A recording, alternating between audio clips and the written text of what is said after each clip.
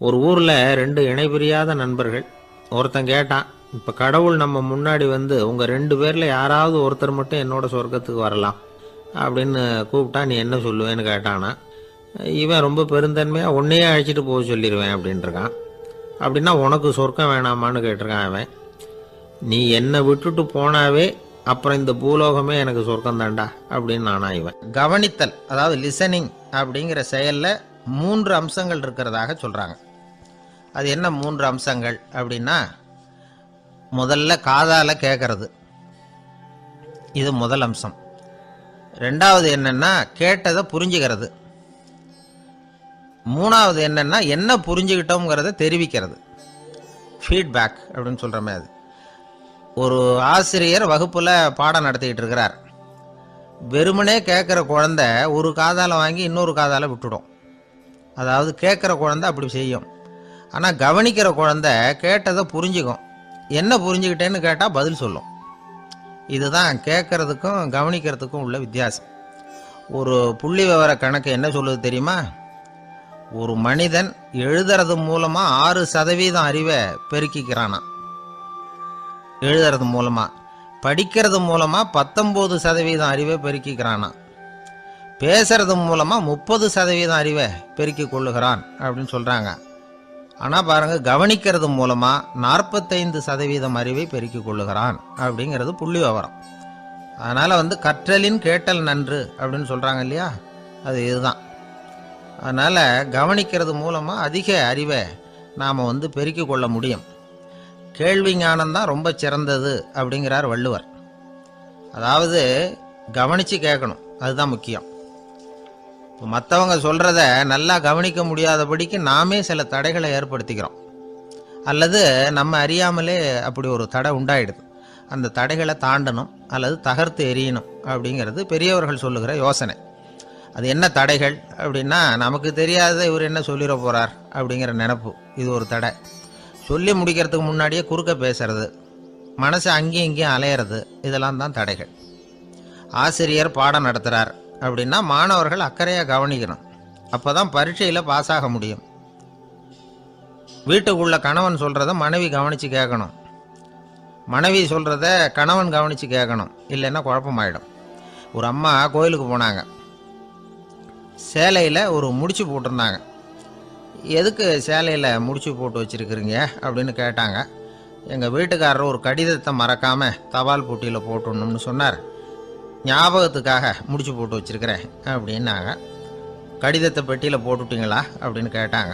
அது எப்படிங்க முடியும், அவர் கடிதத்தை என்கிட்ட கொடுக்க மறந்துட்டாரே அப்படின்னாங்களாம். அதனால் மறக்கப்படாதுன்னு நினச்சிக்கிட்டே மறந்து விடுறது, இப்படி ஒரு வாழ்க்கை. அதனால் வாழ்க்கையில் நமக்கு இருக்கிறது செவிச்செல்வம் ரொம்ப முக்கியமானது. நிறைய கேட்கணும், சொல்கிறத விட கேட்கணும், கேட்கறத விட முக்கியம் கவனிக்கிறது. அப்படி கவனிக்கிறது மூலமாக நம்முடைய வாழ்க்கையில் வெற்றி பெறணும். அங்கே நபிகள் நாயகம் உட்கார்ந்துருக்கிறார். அந்த சமயம் அங்கே வர்றாங்க. அவங்க கையில் திராட்சை பழ கொத்து, அதை கொண்டுக்கிட்டு நபிகள் கிட்ட கொடுக்குறாங்க. சாப்பிடுங்க அப்படின்னு சொல்லி ரொம்ப அன்பாக வேண்டிக்கிறாங்க. நபிகள் நாயகமும் ரொம்ப பிரியமாக அதை வாங்கிக்கிட்டார். அதுக்கப்புறம் அதை சாப்பிட ஆரம்பித்தார். நபிகள் நாயகம் மதீனாவில் தங்கியிருந்தப்போ இது மாதிரி நிறைய பேர் பழங்களையும் தின்பண்டங்களையும் கொண்டுகிட்டு கொடுக்கறது வழக்கம். நபிகள் நாயகம் என்ன பண்ணுவார்னா, அதையெல்லாம் வாங்குவார். உடனே பக்கத்தில் இருக்கிற தோழர்கள் எல்லாருக்கும் பகிர்ந்து கொடுப்பார், தானும் சாப்பிடுவார். இதுதான் எப்போதும் வழக்கம். ஆனால் இந்த தடவை என்னாச்சு தெரியுமா, அவர் அப்படி பண்ணலை. ஒவ்வொரு பழமாக எடுத்து தானே சாப்பிட்டுக்கிட்டு இருக்கிறார்.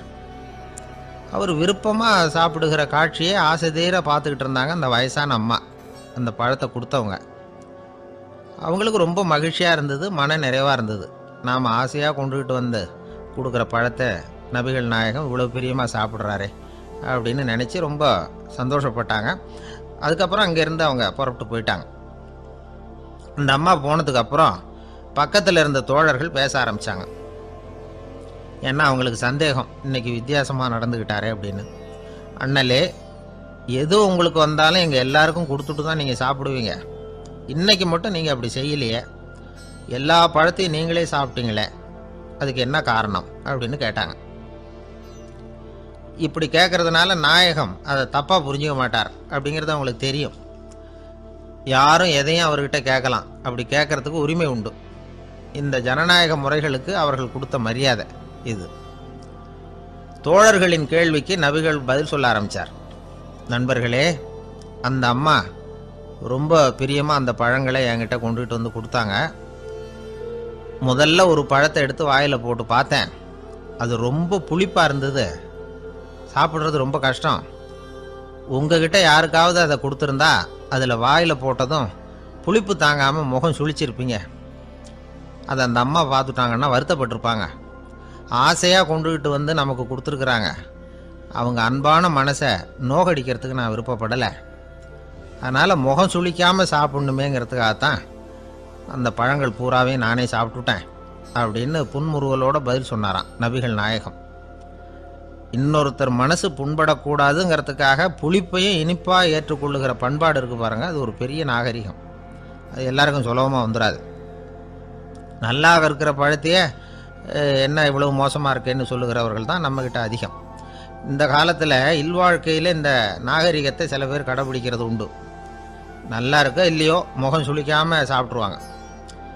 ஏன்னு கேட்டால், எதுக்காக சார் வீண் வம்பு, ஏதோ நமக்குன்னு கொடுத்து வச்சது அவ்வளவுதான் அப்படின்னு நினச்சிக்கிட்டு போக வேண்டியது தானே அப்படிம்பாங்க. இவங்கெல்லாம் கூட ஒரு விதத்தில் பண்பாடு தெரிஞ்சவர்கள் தான். இப்போ ஒரு ஆள் ஊரெலாம் சுற்றி விட்டு கடைசியில் அழுத்து போய் ஒரு ஹோட்டலுக்குள்ளே நுழைஞ்சானான். ரொம்ப களைப்பாக இருந்தது அவனுக்கு. அதனால் ரொம்ப களைப்படைஞ்சு போய் ஒரு நாற்காலியில் போய் உட்காந்துருக்கிறான். இவனை பார்த்ததும் சர்வர் ஓடி வந்தார். சார், உங்களுக்கு என்ன வேணும்னு கேட்டார். எனக்கு தேவை 2 தோசையும் கொஞ்சம் அன்பான வார்த்தைகளும் அப்படின்னா. சர்வர் உள்ளே போனார். 2 தோசையை கொண்டாந்து வச்சார். அன்பான வார்த்தை கேட்டனே அப்படின்னா இவன். சர்வர் ரொம்ப பணிவாக குனிஞ்சி இவன் காதோரமாக சொன்னார், ஐயா, இந்த தோசையை சாப்பிட்றாதீங்க, புளிச்சு போன பழைய மாவு அப்படின்னார். இது பாருங்க, அன்பான வார்த்தையும் 2 தோசையும் கேட்டார், கொண்டாந்து கொடுத்துட்டார். இப்படி இருக்கிறவர்களும் இன்றைய மனிதர்களில் அதிகம். அதனால் மனிதர்கள் ஒவ்வொருத்தரும் ஒவ்வொரு விதம். நம்மக்கிட்ட பிரியமாக நடந்துகிறவர்கள் மனம் கோணும்படி நாம் நடந்து கொள்ளக்கூடாது அப்படிங்கிறது தான் நபிகள் நாயகம் அவருடைய செயல் மூலமாக நமக்கு உணர்த்தி இருக்கிற வாழ்வியல் உண்மை. கழுதிய நண்பர்கள் எங்கே போனாலும் சேர்ந்தே போவாங்க வருவாங்க. அப்போது அந்த கழுதை கொஞ்சம் கவலையோடு பேச ஆரம்பிச்சுதான். அதோ பாரு, அங்கே ஒரு புதர் தெரியுது இல்லையா, இந்த புதருக்குள்ளே ஒரு சிங்கம் இருக்குது.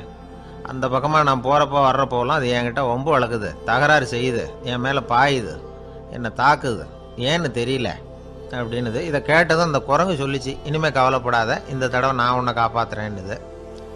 அதுக்கப்புறம் ஒரு நாள் அந்த குரங்கும் கழுதியும் அந்த புதர் பக்கமாக போய்கிட்டு இருந்தாங்க. எதிர்பார்த்தது மாதிரியே நடந்தது. அந்த சிங்கம் எதிரில் வந்தது, கழுதியை பார்த்தது, உடனே அது மேலே பாய ஆரம்பிச்சுட்டுது. அவ்வளவுதான். உடனே இந்த குரங்கு என்ன பண்ணிச்சு தெரியுமா, கிடுகிடுன்னு ஒரு மரத்து மேலே ஏறி உட்காந்துக்கிட்டுது. அங்கே உட்காந்துக்கிட்டு கீழே அந்த கழுதையும் சிங்கமும் போடுற சண்டையை வேடிக்கை பார்க்க ஆரம்பிச்சுட்டுது. கொஞ்ச நேரம் கழித்து அடிபட்ட காயத்தோடு அந்த கழுதை மெதுவாக நடந்து வந்தது. குரங்கும் மெல்ல மரத்தை விட்டு கீழே இறங்குச்சு. இப்போ கழுதை கேட்டுது, என்னை காப்பாத்துறேன்னு சொல்லிவிட்டு காலவாரி விட்டுட்டியே, நீ பாட்டுக்கு மரத்து மேலே ஏறி உட்காந்துக்கிட்டே, அது நியாயமானது. குரங்கு பரிதாபமாக அதை பார்த்துது. நான் மரத்து மேலே இருந்து நீங்கள் 2 பேரும் சண்டை போட்டதை பார்த்துக்கிட்டு தான் இருந்தேன். உன்னோட சத்தம் தான் அதிகமாக இருந்தது, அது நீ சிரிக்கிற மாதிரி எனக்கு கேட்டுது. அதனால் நீ தான் ஜெயிச்சுக்கிட்டு இருக்க போல இருக்கு அப்படின்னு நினச்சுட்டேன்னு. இன்றைக்கி பல பேர் இப்படி தான் இருக்கிறாங்களாம். யார் ஜெயிக்கிறாங்க யார் தோக்குறாங்கங்கிறத முகத்தை பார்த்து கூட கண்டுபிடிக்க முடியறதில்ல. பேசுகிற பேச்சை வச்சு கூட கண்டுபிடிக்க முடியறதில்ல. தோற்கிறவங்க கூட சிரிக்கிற மாதிரி முகத்தை வச்சுக்கிறான். இன்றைய மனிதர்கள்கிட்ட ஏகப்பட்ட முரண்பாடுகள். பொய் முகங்களோட உலவுகிறவர்கள் தான் அதிகம். உண்மை முகம் எங்கே இருக்குது அப்படிங்கிறத புரிஞ்சுக்கிட்டு நண்பர்களை தேர்ந்தெடுக்கணும் அப்படிங்கிறது ஒரு முக்கியமான கருத்து. கடவுள் இந்த உலகத்தை படைச்சுட்டு அதுக்கப்புறமும் கொஞ்ச நாள் இங்கேயே தங்கியிருந்தாராம். அப்போ தான் அவருக்கு ஒரு உண்மை புரிஞ்சுதான், இந்த உலகத்தில் தங்கி இருக்கிறது எவ்வளவு இடைஞ்சல்னு. தினமும் மனிதர்கள் தேடி வந்து ஏதாவது புகார் சொல்லிக்கிட்டே இருந்தாங்களாம். எனக்கு அது வேணும் இது வேணும்னு கேட்டுக்கிட்டே இருந்தாங்களாம். சில பேர் வந்தாங்க, நாங்கள் வந்து விவசாயம் பண்ணுறோம், தண்ணி இல்லாமல் பயிர் காயுது, எங்களுக்கு மழை வேணும் அப்படின்னாங்க. அவங்க போனதும் அதுக்கப்புறம் சில பேர் வந்தாங்க, நாங்கள் வந்து மண்பானை செய்கிறவங்க நிறைய பானை செஞ்சு வச்சுருக்குறோம், மழை பெஞ்சால் எல்லாம் கரைஞ்சி வீணாக போயிடும், அதனால் இன்றைக்கி மழை பெய்யக்கூடாதுன்னாங்க. கடவுள் பார்த்தார், அவருக்கு என்ன பண்ணுறதுன்னே தெரியல, ஏகப்பட்ட குழப்பம், தலையை பிச்சுக்கலாம் போல் இருந்தது, கிட்டத்தட்ட பைத்தியம் பிடிக்கிற அளவுக்கு ஆயிட்டுது. எல்லாருடைய ஆசைகளையும் அவரால் நிறைவேற்ற முடியல, ஏன்னா ஒன்றுக்கு ஒன்று முரண்பாடாக இருந்தது. ஒரு நாள் தன்னுடைய அமைச்சரவையை கூட்டி ஆலோசனை கேட்டார். என்ன செய்யலாம்னு சொல்லுங்கன்னார். இது என்ன பிரமாதம், பேசாமல் இமயமலை அடிவாரத்தில் போய் உட்காந்துங்க, யாரும் தொந்தரவு பண்ண மாட்டாங்கன்னாங்க. அங்கேயும் மனிதர்கள் வர ஆரம்பிச்சுருவாங்களேன்னார் கடவுள். சரி அப்படின்னா சந்திரனில் போயிருந்துக்கலாமேன்னாங்க. அங்கேயும் மனுஷன் குடி வர போகிறான் அப்படின்னார் கடவுள். வெகு தூரத்துக்கு அப்பால் உள்ள நட்சத்திர மண்டலத்துக்கு போயிடலான்னாங்க. இதெல்லாம் நிரந்தர தீர்வாகாது, நிரந்தரமாக இந்த மனிதனுடைய தொல்லையிலேருந்து நான் விடுபடணும், அதுக்கு ஏதாவது வழி சொல்லுங்கன்னார் கடவுள். ஒரு வயசான ஆள் வந்தார். கடவுளுக்கு காதோட காதாக ஒரு வழியை சொன்னார். கடவுளுக்கு முகம் மலர்ந்தது. அதுதான் சரி, அப்படியே செஞ்சுடலான்னார். அந்த ஆள் சொன்ன ரகசியம் என்ன தெரியுமா? மனிதனால் அடைய முடியாத ஒரு இடம் இருக்குது, அது வேற எங்கேயும் இல்லை, அவனுக்கு உள்ளே இருக்குது, அங்கே போய் மறைஞ்சுங்க, அதுக்கப்புறம் மனிதர்களால் உங்களுக்கு தொந்தரவு இருக்காதுன்னார். மனிதன் நினைக்காத இடம் அதுதான். அதாவது உள்ளுக்குள்ளே இருக்கிற உண்மையை புரிஞ்சிக்காம வெளியில் எங்கேயோ அது இருக்கிறதாக நினச்சி வரட்டிக்கிட்டு அலையிறான் மனுஷன். உள்ளே இருக்கிற உண்மை புரிஞ்சா நாம் தன்னம்பிக்கையோடு தலை நிமிர்ந்து வாழலாம். வேடிக்கையாக ஒரு கதை சொல்லுவாங்க. இதை பாருங்கள், நம்ம பையன் எங்கே பணம் வச்சாலும் எடுத்து விட்றான், என்ன பண்ணுறதுன்னாங்க அம்மா. அப்பா கொஞ்சம் நேரம் யோசனை பண்ணார். அதுக்கப்புறம் சொன்னார், அவன் கண்ணில் படாத இடமா நம்ம வீட்டில் இருக்கிறது ஒரே இடம்தான், அங்கே பணத்தை வை திருட்டு போகாதுன்னார். அது எந்த இடம்னு கேட்டாங்க. அதுதான் அவன் பாட புஸ்தகம், அதில் வச்சிரு, அவன் தொடவே மாட்டான், பாட புத்தகத்தை தொடாமல் பரீட்சையில் வெற்றி பெற முடியாது அப்படிங்கிறத புரிஞ்சுக்கணும். உள்ளே இருக்கிற உண்மையை தொடாமல் வாழ்க்கையில் வெற்றி பெற முடியாது. அதனால் உண்மையை புரிஞ்சுக்கிட்டா வாழ்க்கையில் வெற்றி நிச்சயம். அவனுக்கு வயசாயிட்டுது, இந்த கவலை பயம் எல்லாமும் அதிகமாயிட்டுது. மரண பயம், ராத்திரியில் சரியாக தூங்க முடியல, இப்படி ஆயிட்டுது நிலைமை. அந்த அரசன் ஏற்கனவே எப்படின்னா போர்க்களங்களில் எத்தனையோ பேரை ஓட ஓட விரட்டி இருக்கிறான். இருந்தாலும் இப்போ அந்த துணிச்சல்லாம் எங்கேயோ போயிட்டுது. பேசாமல் படுத்துருக்கிறான். அப்படியே படுத்தாலும் தான் தூக்கம் வர மாட்டேங்குது.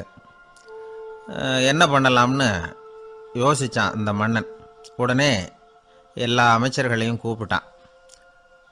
எனக்கு நிம்மதி இல்லை, எதை நினச்சாலும் பயமாக இருக்குது, எனக்கு ஒரு ஆலோசனை சொல்லுங்க அப்படின்னா. என்ன ஆலோசனை வேணும் அப்படின்னு சொல்லி கேட்டாங்க. எனக்கு ஒரு நெருக்கடியான சந்தர்ப்பம் ஏற்பட்டு போச்சுன்னு வச்சுக்கோங்க. அந்த நேரத்தில் நீங்கள் யாருமே என் பக்கத்தில் இல்லை ஆலோசனை சொல்கிறதுக்கு அப்படின்னா, அந்த சமயத்தில் எனக்கு உபயோகப்படுற மாதிரி ஒரு வாசகம், பொன்மொழி ஏதாவது சொல்லுங்கள். அதை நான் என்னுடைய வைர மோதிரத்துக்கு அடியில் பதிச்சு வச்சுக்கிறேன் அப்படின்னார். தேவைப்படுறப்போ உதவும் அப்படிங்கிறதுனால. அவர் போட்டிருந்த மோதிரமும் அதுக்கு தகுந்த மாதிரியே திறந்து மூடுறது மாதிரி அமைஞ்சிருந்தது. ஏதாவது வாசகம் எழுதுனா உள்ற வச்சுக்கலாம், அதுக்கான வசதி அதில் இருந்தது. அமைச்சர்கள்லாம் யோசனை பண்ணாங்க. இது மாதிரி ராஜா கேட்குறாரு, என்ன வாசகம், அதாவது பொன்மொழி சொல்லலாம் அப்படின்னு எல்லாரும் யோசனை பண்ணாங்க. ஒருத்தருக்குமே சரியாக தோணலை, ஒரே குழப்பமாக இருந்தது. ஏன்னா நெருக்கடியான சமயத்தில் உபயோகப்படுறது மாதிரி ஒரு பொன்மொழி வேணும்னு சொல்லியிருக்கிறார். அப்படி இப்படி யோசித்து பார்த்தா ஒன்றுமே தோணலை. எல்லாரும் குழம்பிக்கிட்டு இருந்த நேரத்தில் ஒரு பெரியவர் அந்த பக்கமாக வந்தார். அவர் சொன்னார், நான் வேணும்னா அதுக்கு பொருத்தமாக ஒரு வாக்கியம் சொல்கிறேன், ஆனால் ஒரு நிபந்தனை, அதை யாரும் ரொம்ப ஆர்வம் காரணமாக அவசரப்பட்டு படிச்சிடக்கூடாது. அதை ரகசியமாக அந்த மோதிரத்துக்குள்ளே எழுதி வச்சுக்கணும். எப்போவாவது இக்கட்டில் மாட்டிக்கிற சமயத்தில் மட்டும் வேறு வழியே இல்லை அப்படிங்கிற நிலைமையில் மட்டும்தான் அதை திறந்து பார்க்கணும். அப்படி நீங்கள் இருக்கிறதா இருந்தால் நான் அதை சொல்கிறேன் அப்படின்னார் அந்த பெரியவர். சரின்னு ஒத்துக்கிட்டாங்க எல்லாரும். அதே மாதிரி அவர் ஒரு வாக்கியத்தை சொன்னார். அவர் சொன்ன வாக்கியத்தை ரகசியமாக மோதிரத்துக்குள்ளே பதிச்சு மூடியாச்சு. ராஜா அதை விரலில் மாட்டிக்கிட்டார். கொஞ்ச நாள் ஆச்சு. அந்த ராஜாவுக்கு ஒரு சோதனை வந்தது. என்ன சோதனைன்னா, அடுத்த நாட்டு மன்னன் படையெடுத்துக்கிட்டு வந்துட்டான். அவன் இவர்கிட்ட ஏற்கனவே தோற்று போனவன், ஒரு வெறியில் வந்திருக்கிறான். தோற்று போனவன் மறுபடியும் சண்டைக்கு வந்தால் எப்படி வருவானோ அப்படி வர்றான். ஒரு வெறியில் வந்தான், ஜெயிச்சுட்டான். என்னாச்சு இவரோட நிலைமைன்னா, நாட்டை இழந்துட்டார், எல்லாத்தையும் இழந்துட்டார்.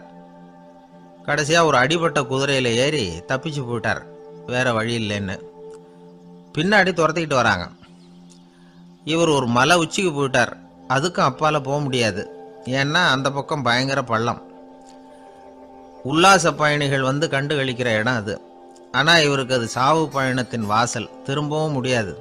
அவ்வளவு குறுகிய பாதை அது, வேற வழியே இல்லை.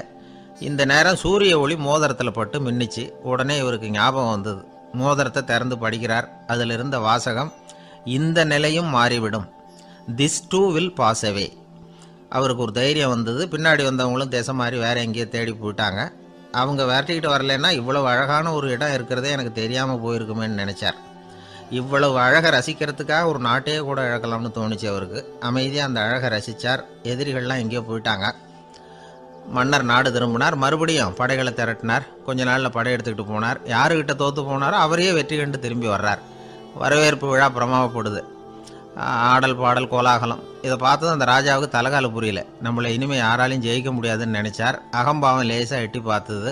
இப்போ மறுபடியும் சூரிய ஒளிப்பட்டு மோதிரம் மின்னிச்சு. அதை திறந்து மறுபடியும் படிக்கிறார். இந்த நிலைமையும் மாறிவிடும், this too will pass away. அவ்வளவுதான். அவர் மனசு அடங்க ஆரம்பிச்சுட்டுது. ஆணவம் போயிட்டுது. இதிலேருந்து நாம் தெரிஞ்சுக்க வேண்டியது என்னென்னா, எந்த சூழ்நிலையிலையும் நாம் கவலைப்பட வேண்டியதில்லை. ஏன்னா இங்கே எதுவுமே நிரந்தரம் இல்லை. அந்த ராஜா மாதிரியே நம்ம ஆள் ஒருத்தன் ஒரு மோதிரம் போட்டிருந்தான். அதுக்குள்ளே அவன் எழுதி வச்சிருந்த வாசகம், எதுக்கும் கவலைப்படாதே அப்படிங்கிறது தான். ஒரு நாள் பயங்கரமான கவலையோடு உட்காந்துருந்தான். பக்கத்தில் இருந்தவங்க சொன்னாங்க, இது மாதிரி சந்தர்ப்பத்தில் தான் நீ உன் மோதிரத்தை திறந்து பார்க்கணும்னாங்க. இவனுக்கு கவலையோடு எரிச்சலும் சேர்ந்துக்கிட்டது. அது எப்படி முடியும், இப்போ திருட்டு போனது என்னோட அந்த மோதிரம் தானே அப்படின்னு சொல்லிவிட்டு தலையில் கை வச்சுட்டு உட்காந்துட்டான். இப்படிலாம் சொல்கிறது உண்டு. இருந்தாலும் நாம் எந்த சூழ்நிலையிலையும் கவலைப்பட வேண்டியதில்லை அப்படிங்கிற உண்மையை புரிஞ்சுக்கணும். அப்படி கவலையை வெல்றதுக்கான வழி தெரிஞ்சுட்டதுன்னா வாழ்க்கையில் வெற்றி நிச்சயம். உங்கள் பையன் எப்படி சார் இருக்கான் அப்படின்னு விசாரித்தார் ஒருத்தர். அவன் என்ன சார், எதை சொன்னாலும் காதில் வாங்க மாட்டேங்கிறான், அவன் பாட்டுக்கு போகிறான் வர்றான் அப்படின்னு சொல்லி அழுத்துக்கிட்டார் அப்பா. பெரியவங்க சொல்கிறத சின்ன பிள்ளைங்க கேட்கறது இல்லைங்கிறது ஒரு குறை. பெரியவங்க சொல்கிறது சின்ன பிள்ளைங்க காதலையே விழறது இல்லைங்கிறது ஒரு குறை. இது கொஞ்சம் சீரியஸான விஷயம், கவனித்து பார்க்கணும். ஒரு குழந்தைக்கு காது சரியாக கேட்குதா இல்லையா அப்படிங்கிறத நாம தான் கவனித்து பார்த்து கண்டுபிடிக்கணும். அதுவாக நம்மக்கிட்ட தவழ்ந்து அப்பா எனக்கு காது கேட்கல, அழைச்சிட்டு போங்க டாக்டர்கிட்ட அப்படின்னுலாம் சொல்லிகிட்டு இருக்காது. அது சரி, ஒரு குழந்தைக்கு காது சரிவர கேட்குதா இல்லையா அப்படிங்கிறத முன்கூட்டியே நாம் தெரிஞ்சுக்கிறது எப்படி? அதுக்கு சில வழி இருக்குது. உங்கள் குழந்தைய கொஞ்சம் அப்படியே கவனித்து பாருங்கள். அடிக்கடி ஜலதோஷம், காதில் அரிப்பு ஏற்படுதா, மூக்கு விரிவாகவும், அப்புறம் டான்சில், அடினாய்டு, சத அழற்சி, இது மாதிரி ஏதாவது இருக்கா? வாயிலிருந்து எச்சில் ஒழுகுதா, குழந்தை வாயினால் சுவாசிக்குதா, பற்கள் முன்னாடி தள்ளி வளருதா, இதெல்லாம் அதுக்கு அறிகுறி. அப்புறம் இந்த VBDF TH இப்படி இந்த ஒலிகள் சேர்ந்த வார்த்தைகளை குழந்தை சரியாக புரிஞ்சுக்காது. இப்போ உதாரணத்துக்கு பட்டுன்னு சொல்லு குழந்தை அப்படின்னீங்கன்னா அது கட்டுன்னு சொல்லும். அதாவது பட்டு சவுண்டை அதால் புரிஞ்சிக்க முடியல. அப்புறம் உங்கள் குழந்தை உங்களை உறக்க பேச சொல்கிறானா, அடிக்கடி கேள்வி கேட்குறானா, சாப்பிட்றப்போ கவனம் இல்லாமல் இருக்கானா, படிப்பில் போதுமான முன்னேற்றம் இல்லையா, வகுப்பில் சரியாக கவனிக்கிறது இல்லையா, இப்படிலாம் இருந்தால் ஆரம்பத்திலேயே டாக்டர்கிட்ட அழைச்சிட்டு போய் சிகிச்சையை ஆரம்பிச்சுடலாம், குணப்படுத்தி விடலாம். குழந்தைக்கு காது சரியாக கேட்கலன்னா நீங்கள் செய்ய வேண்டியது என்ன தெரியுமா? அவனுக்கு காது கேட்கலேங்கிறதுக்காக அவன் முன்னாடி சத்தம் போட்டு பேசக்கூடாது. மெதுவாக சீராக பேசணும், அவனை பார்த்து பேசணும். உங்கள் உதட்டு அசைவுகள் அவனுக்கு உதவும். அதை பார்த்தே புரிஞ்சுக்குவான். நீங்கள் வாயில் வெத்தலை பாக்கு போட்டுக்கிட்டோ புகை பிடிச்சிக்கிட்டோ பேசக்கூடாது.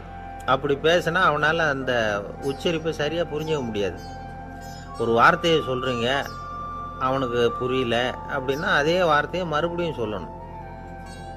அவனுக்கு நீங்கள் முதல்ல சொன்ன வார்த்தை புரியலேன்னு நினச்சிக்கிட்டு மறுபடியும் திருப்பி சொல்கிறப்போ அதே அர்த்தம் வரக்கூடிய வேற வார்த்தையை சொல்லக்கூடாது. இப்படிலாம் நடந்துக்கிட்டா அவனுக்கு மன திடத்தை ஏற்படுத்த முடியும். இல்லைன்னா அவனுக்கு தாழ்வு மனப்பான்மை வந்துடும். குழந்தைக்கு காது கோளாறுன்னா ஆரம்பத்திலேயே டாக்டர்கிட்ட அழைச்சிட்டு போனால் போதும், குணப்படுத்தி விடலாம். அப்புறம் பார்த்துக்கலாமே அப்படின்னு அலட்சியமாக இருந்துட்டாதான் கஷ்டம். சில பேர் கோபத்தில் சின்ன பிள்ளைங்க காதை பிடிச்சி திருகிறது உண்டு. இது ரொம்ப தப்பு. காது கையோடு வந்துட்டா என்ன பண்ணுறது? ஒரு வேடிக்கை கதை, அது கதை தான், நிஜமாக நடந்தது இல்லை. அது மாதிரி நடக்கவும் நடக்காது. ஒரு வேடிக்கைக்காக சொல்லப்படுற கதை. அதாவது ஒரு வீட்டில் அப்பா அம்மாவை பார்த்து சொல்லிகிட்டு இருக்கார், இதை பாரு, நாளைக்கு காலையில் என்னை சீக்கிரம் எழுப்பி விட்டுரு, நான் செங்கல்பட்டு வரைக்கும் போயிட்டு வர வேண்டியிருக்கு அப்படின்னாராம். இதை அவங்க பையன் காதில் வாங்கிட்டு இருக்கான். அப்பாவுக்கு சிரமம் வேண்டாமே அப்படின்னு நினச்சி அவனே காலையில் யாருக்கும் தெரியாமல் எழுந்திரிச்சு புறப்பட்டு செங்கல்பட்டுக்கு போட்டான். சாயந்தரமாக திரும்பி வந்தான். அப்பா பையனை காணாமல் அலமோதிக்கிட்டு இருக்கிறார். சாயந்தரமாக பையனை பார்த்ததும் எங்கடா போயிட்டு வந்தேன்னு கேட்டார் கோவமா. செங்கல்பட்டுக்கு போயிட்டு வந்தேப்பா, நீ வேணா அலைய வேண்டாமேன்னு அப்படின்னா. எதுக்கடா போனேன்னு அதட்டினார். அதான்ப்பா, நீ நேற்று அம்மா கிட்ட சொல்லிக்கிட்டு இருந்த, அதை காதில் வாங்கினேன், உனக்காக நான் போயிட்டு வந்தேன் அப்படின்னா. உடனே எந்த காதில் வாங்கினேன் அப்படின்னு சொல்லி காதை பிடிச்சி திருகினார். அந்த காது கையோடு வந்துட்டுது. இது நடந்து கொஞ்ச நாள் கழித்து அந்த அப்பாவும் பையனும் கடத்தெருவில் போய்கிட்டு இருக்கிறாங்க. எதிரில் ஒரு நாய் ஓடி வந்தது. அதுக்கு 2 காதும் இல்லை. என்ன இது, இந்த நாய்க்குட்டிக்கு 2 காதும் இல்லை அப்படின்னாரு அப்பா. அதுக்கு பையன் சொல்கிறான், அப்பா அது 2 தடவை செங்கல்பட்டுக்கு போயிட்டு வந்துருக்கும் அப்படின்னானா. ஒரே ஒரு ஊரில் ஒரு அம்மா இருந்தாங்க. அந்த அம்மாவுக்கு ஒரே ஒரு பிள்ளையாண்டான். அவனுக்கு ரொம்ப அக்கறையோடு கல்யாணம் பண்ணி வச்சாங்க. கல்யாணம் முடிஞ்சதும் மருமக பொண்ணு வீட்டுக்கு வந்து சேர்ந்தது. அப்பாடா, என் கடமை முடிஞ்சது, இனிமே அக்கடான்னு எங்கேயாவது ஒரு மூலையில் படுத்து கிடக்கலாம் அப்படின்னு நினச்சாங்க அந்த அம்மா. ஆனால் நினைக்கிறபடி எங்கே நடக்குது? அதுக்கப்புறம் தான் பிரச்சனையே ஆரம்பமாச்சு. மருமகள் குணம் சரியில்லை, ஒரு மாதிரி. அந்த பொண்ணு வீட்டுக்கு வந்ததுமே முதல் வேலையாக மாமியாரை பார்த்து, அதுதான் நான் வந்துட்டேன்ல, இனிமேல் உங்களுக்கு என்ன வேலைங்க, புறப்பட வேண்டியது தானே, காசி ராமேஸ்வரம்னு எங்கேயாவது போங்க அப்படின்ட்டு தான். மாமியாரை பார்த்தாங்க, கொஞ்சம் யோசனை பண்ணாங்க. இந்த பாருமா, நீ இப்படி சொல்கிறதுக்கு முன்னாடியே வீட்டை விட்டு புறப்படணுங்கிற முடிவுக்கு நான் வந்துட்டேன். வீட்டை மட்டும் இல்லை, இந்த உலகத்தை விட்டே கூட போகிறதுக்கு தயாராக இருக்கிறேன். ஆனால் ஒரே ஒரு விஷயத்துக்காக என் உயிரை கையில் பிடிச்சிக்கிட்டு இருக்கிறேன் அப்படின்னாங்களாம். என்ன விஷயம்னு கேட்டது இந்த மருமக பொண்ணு. வேற ஒன்றும் இல்லை, என் பிள்ளைக்கு கல்யாணம் பண்ணி வச்சுட்டேன். ஒரு பேர புள்ள பிறந்து அதை என் கண்ணால் பார்த்துட்டேன்னா நான் எங்கே வேணும்னாலும் போகிறதுக்கு தயாராக இருக்கிறேன் அப்படின்னாங்களாம் அந்த மாமியார். மாமியார் இப்படி சொல்கிறதுலேயும் நியாயம் இருக்கிறதாக பட்டுது அந்த பொண்ணுக்கு. சரி, அப்படியே இருந்து பார்த்துட்டு போகலாம் அப்படின்னு அனுமதி கொடுத்தது. கொஞ்ச காலத்தில் ஒரு பேரன் பிறந்தான். அந்த அம்மாவும் பேரனை கண்ணால் பார்த்துட்டாங்க. சரி, பேரனை பார்த்தாச்சுல்ல, இனிமேல் புறப்பட வேண்டியது தானே அப்படின்னது மருமக பொண்ணு. மாமியார் பார்த்தாங்க, நீ சொல்கிறது சரிதாம்மா, அதில் ஒன்றும் தப்பு இல்லை. என்னோட பேரன் உங்களை அம்மா அப்பான்னு கூப்பிடுறதை என் காது குளிர கேட்டுட்டு போயிடுறேனே அப்படின்னாங்களாம். சரி, அந்த ஆசையை நிறைவேறட்டும் அப்படின்னு காத்துக்கிட்டு இருந்தாங்க. பேரன் வளர்ந்தான், நடந்தான், பள்ளிக்கூடம் போனால், பெரியவனானா. மருமக பொண்ணு மறுபடியும் மாமியாரை விரட்ட ஆரம்பிச்சுட்டுது, இன்னும் புறப்புள்ளையான்னு. இதை பாருமா, இது வரைக்கும் இருந்துட்டேன். பேரனோட கல்யாணத்தையும் கண்ணால் பார்த்தா தான் இந்த கட்டை வேகும் போல் இருக்குது அப்படின்னு சொல்லி ஒரு மாதிரியாக பேச ஆரம்பித்தாங்க. இதுவும் நியாயமான ஆசையாக தான் படுது அப்படின்னு அது யோசிச்சிருக்கு அந்த பொண்ணு. சரின்னு அதுக்கும் ஒத்துக்கிட்டது. உடனே பேரனுடைய கல்யாணமும் முடிஞ்சது ஒரு வழியாக. இனிமேல் ஒரு நொடி கூட இங்கே இருக்கக்கூடாது, புறப்படுங்க அப்படின்னு மாமியாரை விரட்டிச்சான் அந்த பொண்ணு. இப்போ அந்த மாமியார் தன்னோட மருமகளை பார்த்து சொல்கிறாங்க, இதோ கிளம்பிட்டேம்மா, என் மூட்டை முடிச்செல்லாம் கட்டிக்கிட்டேன், புறப்பட்டுவிட்டேன். அப்படியே நீயும் உன் துணிமணிகளை மூட்டை கட்டிக்கிட்டு கிளம்பிடும், என்னோட சேர்ந்து 2 பேருமா சேர்ந்து போயிடலாம் அப்படின்னாங்களாம். அந்த பொண்ணு முழிக்குது. முழிக்காதே, உனக்கும் ஒரு மருமக வந்துட்டா, இனிமேல் நீயும் ஒரு மாமியார் தானே, உனக்கும் இனிமேல் இங்கே வேலை இல்லை, புறப்படு அப்படின்னாங்களாம். அப்போ தான் அந்த பொண்ணு சிந்திக்க ஆரம்பிச்சுதான், தன்னோட தவறு புரிஞ்சுதான். இந்த தகவலை கேட்டுக்கிட்டு இருக்கிற மருமகள்லாம் இதை பற்றி கொஞ்சம் யோசித்து பார்க்கணுங்கிறதுக்காகத்தான் இதை சொல்கிறோம் மாமியார்கள் சார்பாக. கொஞ்ச நாளைக்கு முன்னாடி ஒரு பொண்ணை பார்த்து பேசுகிற சந்தர்ப்பம் கிடைச்சிது ஒரு கல்யாண வீட்டில். அந்த பொண்ணு சொல்லிச்சு, சார் எனக்கு கல்யாணம் ஆகி 15 வருஷம் ஆகுது, நான் மாமியார்கிட்ட சண்டை போட்டதே இல்லை அப்படின்னு ரொம்ப அடக்கமாக சொல்லிச்சு. அது எப்படிம்மா சாத்தியமாச்சுன்னு கேட்டோம்.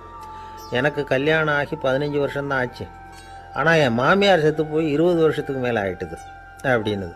லோகமானிய பாலகங்காதர திலகர் இருந்தார்ல, அவருக்கு 15 வயசுலேயே கல்யாணம் நடந்துதான். மனைவி பேர் தபிபாய். ரொம்ப பெரிய குடும்பத்து பொண்ணு, நல்ல குணம். அவங்க குடும்பம் நடத்திக்கிட்டு இருக்கிறாங்க.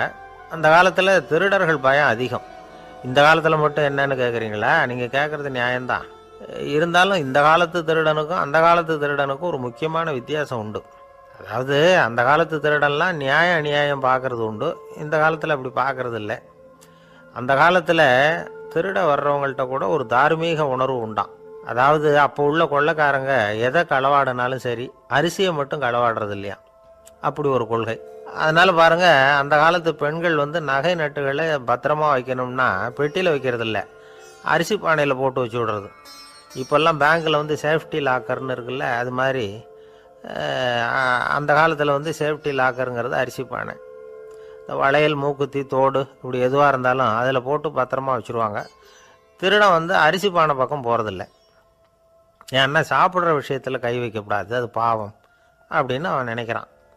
திலகரோட மனைவி தபீபாயும் அதே மாதிரி தன்னுடைய ஆபரணங்களை ஒரு அரிசி பானைக்குள்ளே போட்டு மூடி வச்சுருந்தாங்களாம். இப்படி இருந்தப்போ ஒரு நாள் ஒரு பிச்சைக்கார பொண்ணு வீடு வீடாக பிச்சை கேட்டுக்கிட்டே வந்திருக்குது. திலகர் வீட்டுக்கும் தர்மம் போடுங்க தாயே அப்படின்னு தான் அந்த பொண்ணு. அந்த அம்மா தபீபாய் காதில் இது விழுந்திருக்கு. உடனே கை நிறைய அரிசி அள்ளிக்கிட்டு போட்டிருக்கு. பாத்திரத்தில் அரிசியை போட்டதுக்கு அப்புறம் தான் தெரியுது, பளிச்சுன்னு கண்ணில் படுது. அதாவது அந்த அம்மாவோட வைர மூக்குத்தி ஒன்று அரிசியோடு சேர்ந்து அந்த பிச்சைக்கார பொண்ணு பாத்திரத்தில் போய் விழுந்துட்டுது. இந்த அம்மாவுக்கு மனசுக்குள்ளே குழப்பம், என்ன இப்படி ஆகிட்டுதே, மூக்குத்தி போயிட்டுதே, பிச்சை பாத்திரத்துலேருந்து அதை எப்படி எடுக்கிறது அப்படின்னு தயக்கம். வாயை திறந்து அதை கேட்கறதுக்கும் கூச்சம். திண்ணையில் உட்காந்துருந்த திலகர் இவ்வளவையும் பார்த்துக்கிட்டு இருக்கிறார். மனைவியின் மனசுக்குள்ளே நடக்கிற மௌன போராட்டத்தை அவர் நல்லா புரிஞ்சுக்கிட்டாராம். மனைவியை பார்த்து சொன்னாராம், தபீபாய், இது தெய்வ சம்மதம். அவளுக்கு சேர வேண்டிய மூக்குத்தி அவகிட்ட போயிட்டுது. பிச்சை பாத்திரத்தில் விழுந்த மூக்குத்தியை எடுக்க வேணாம் அப்படின்னாராம். சரின்னு சொல்லிவிட்டு மேற்கொண்டு எதுவும் சொல்லாமல் அந்த அம்மா வீட்டுக்குள்ளே போயிட்டாங்களாம். இந்த காலத்துலலாம் அது மாதிரி நடக்குமா? வெறும் அரிசியை போட்டுட்டு விவகாரம் பண்ணிகிட்டு இருக்க மாட்டோமா? ஒரு பெரிய மனுஷன் வீட்டுக்கு ஒரு பிச்சைக்காரன் வந்தான். ஐயா, நாங்கள் பிச்சைக்காரங்கள்லாம் சேர்ந்து ஒரு சங்கம் வச்சுருக்குறோம், அதுக்கு நிதி சேர்க்குறோம், அதுக்கு ஒரு 100 ரூபா கொடுத்தீங்கன்னா எங்களுக்கு பெரிய உதவியாக இருக்கும் அப்படின்னானா. அதெல்லாம் ஒன்றும் கொடுக்க முடியாது போ அப்படின்னாரான் அவர். அப்படின்னா ஒரு 50 ரூபாயாவது கொடுங்களேன் அப்படின்ட்டுருக்கான். அதுவும் முடியாதுன்னு சொல்லிவிட்டார். 25 ரூபா அப்படின்ட்டுருக்கான். எதுவும் முடியாது அப்படின்னாரான். சரிங்க, இவ்வளவு பெரிய வீட்டுக்கு வெறுங்கையோடு திரும்புறது நல்லா இருக்காது, அதனால சும்மா ஒரு 1 ரூபா மட்டுமாவது கொடுங்க அப்படின்ட்டுருக்கான் அவன். 1 பைசா கூட என்கிட்ட கிடையாது அப்படின்னு விட்டாரான் இவர். அப்படின்னா நீங்கள் ஒரு காரியம் பண்ணுங்களேன் அப்படின்னானா அவன். என்ன செய்யணும் அப்படின்ட்டுருக்கார். எங்கள் சங்கத்தில் நீங்களும் ஒரு மெம்பராக சேர்ந்துருங்க அப்படின்னானா. காஞ்சிபுரத்தில் பல்லவ ராஜா ஒரு கோவில் கட்டினார், கைலாசநாதர் கோவில். அதுக்கு கும்பாபிஷேகம் பண்ணுறதுக்கு ஒரு நாள் குறிப்பிட்டு அதுக்கு வேண்டிய ஏற்பாடுகள்லாம் பண்ணினார். முதல் காரியமாக கடவுளை வேண்டிக்கிட்டார், நீங்கள் இந்த கும்பாபிஷேகத்துக்கு நேரில் கலந்துக்கணும்னார். கடவுள் அந்த ராஜா கனவுல வந்தார்.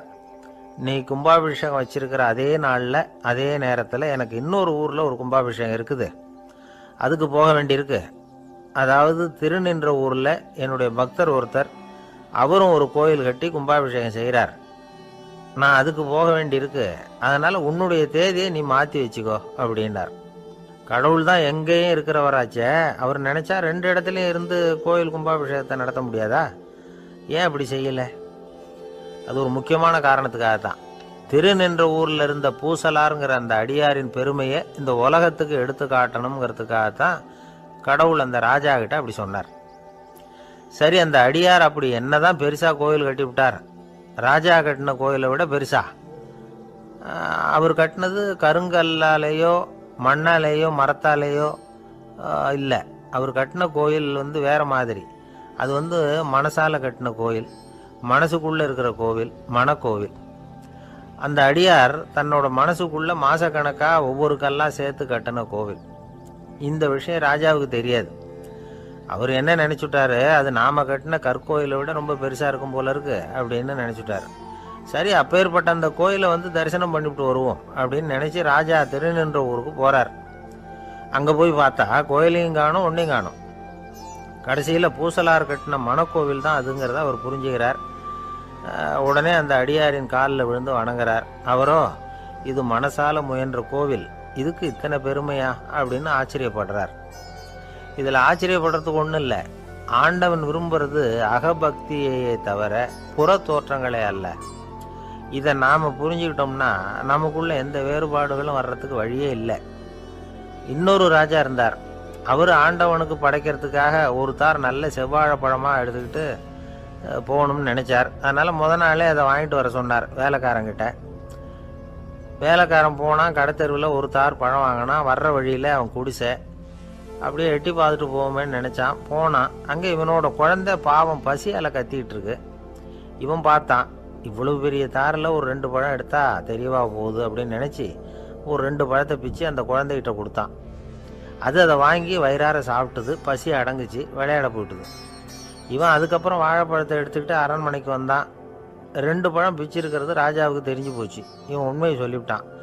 உடனே ராஜா, கடவுளுக்கு படைக்க வேண்டிய பொருளை குழந்தை வந்து எச்சில் பண்ண விட்டுருக்கியே அப்படின்னு சொல்லி அவனை கட்டி வச்சு சாட்டையால் அடித்தார். பாவம்.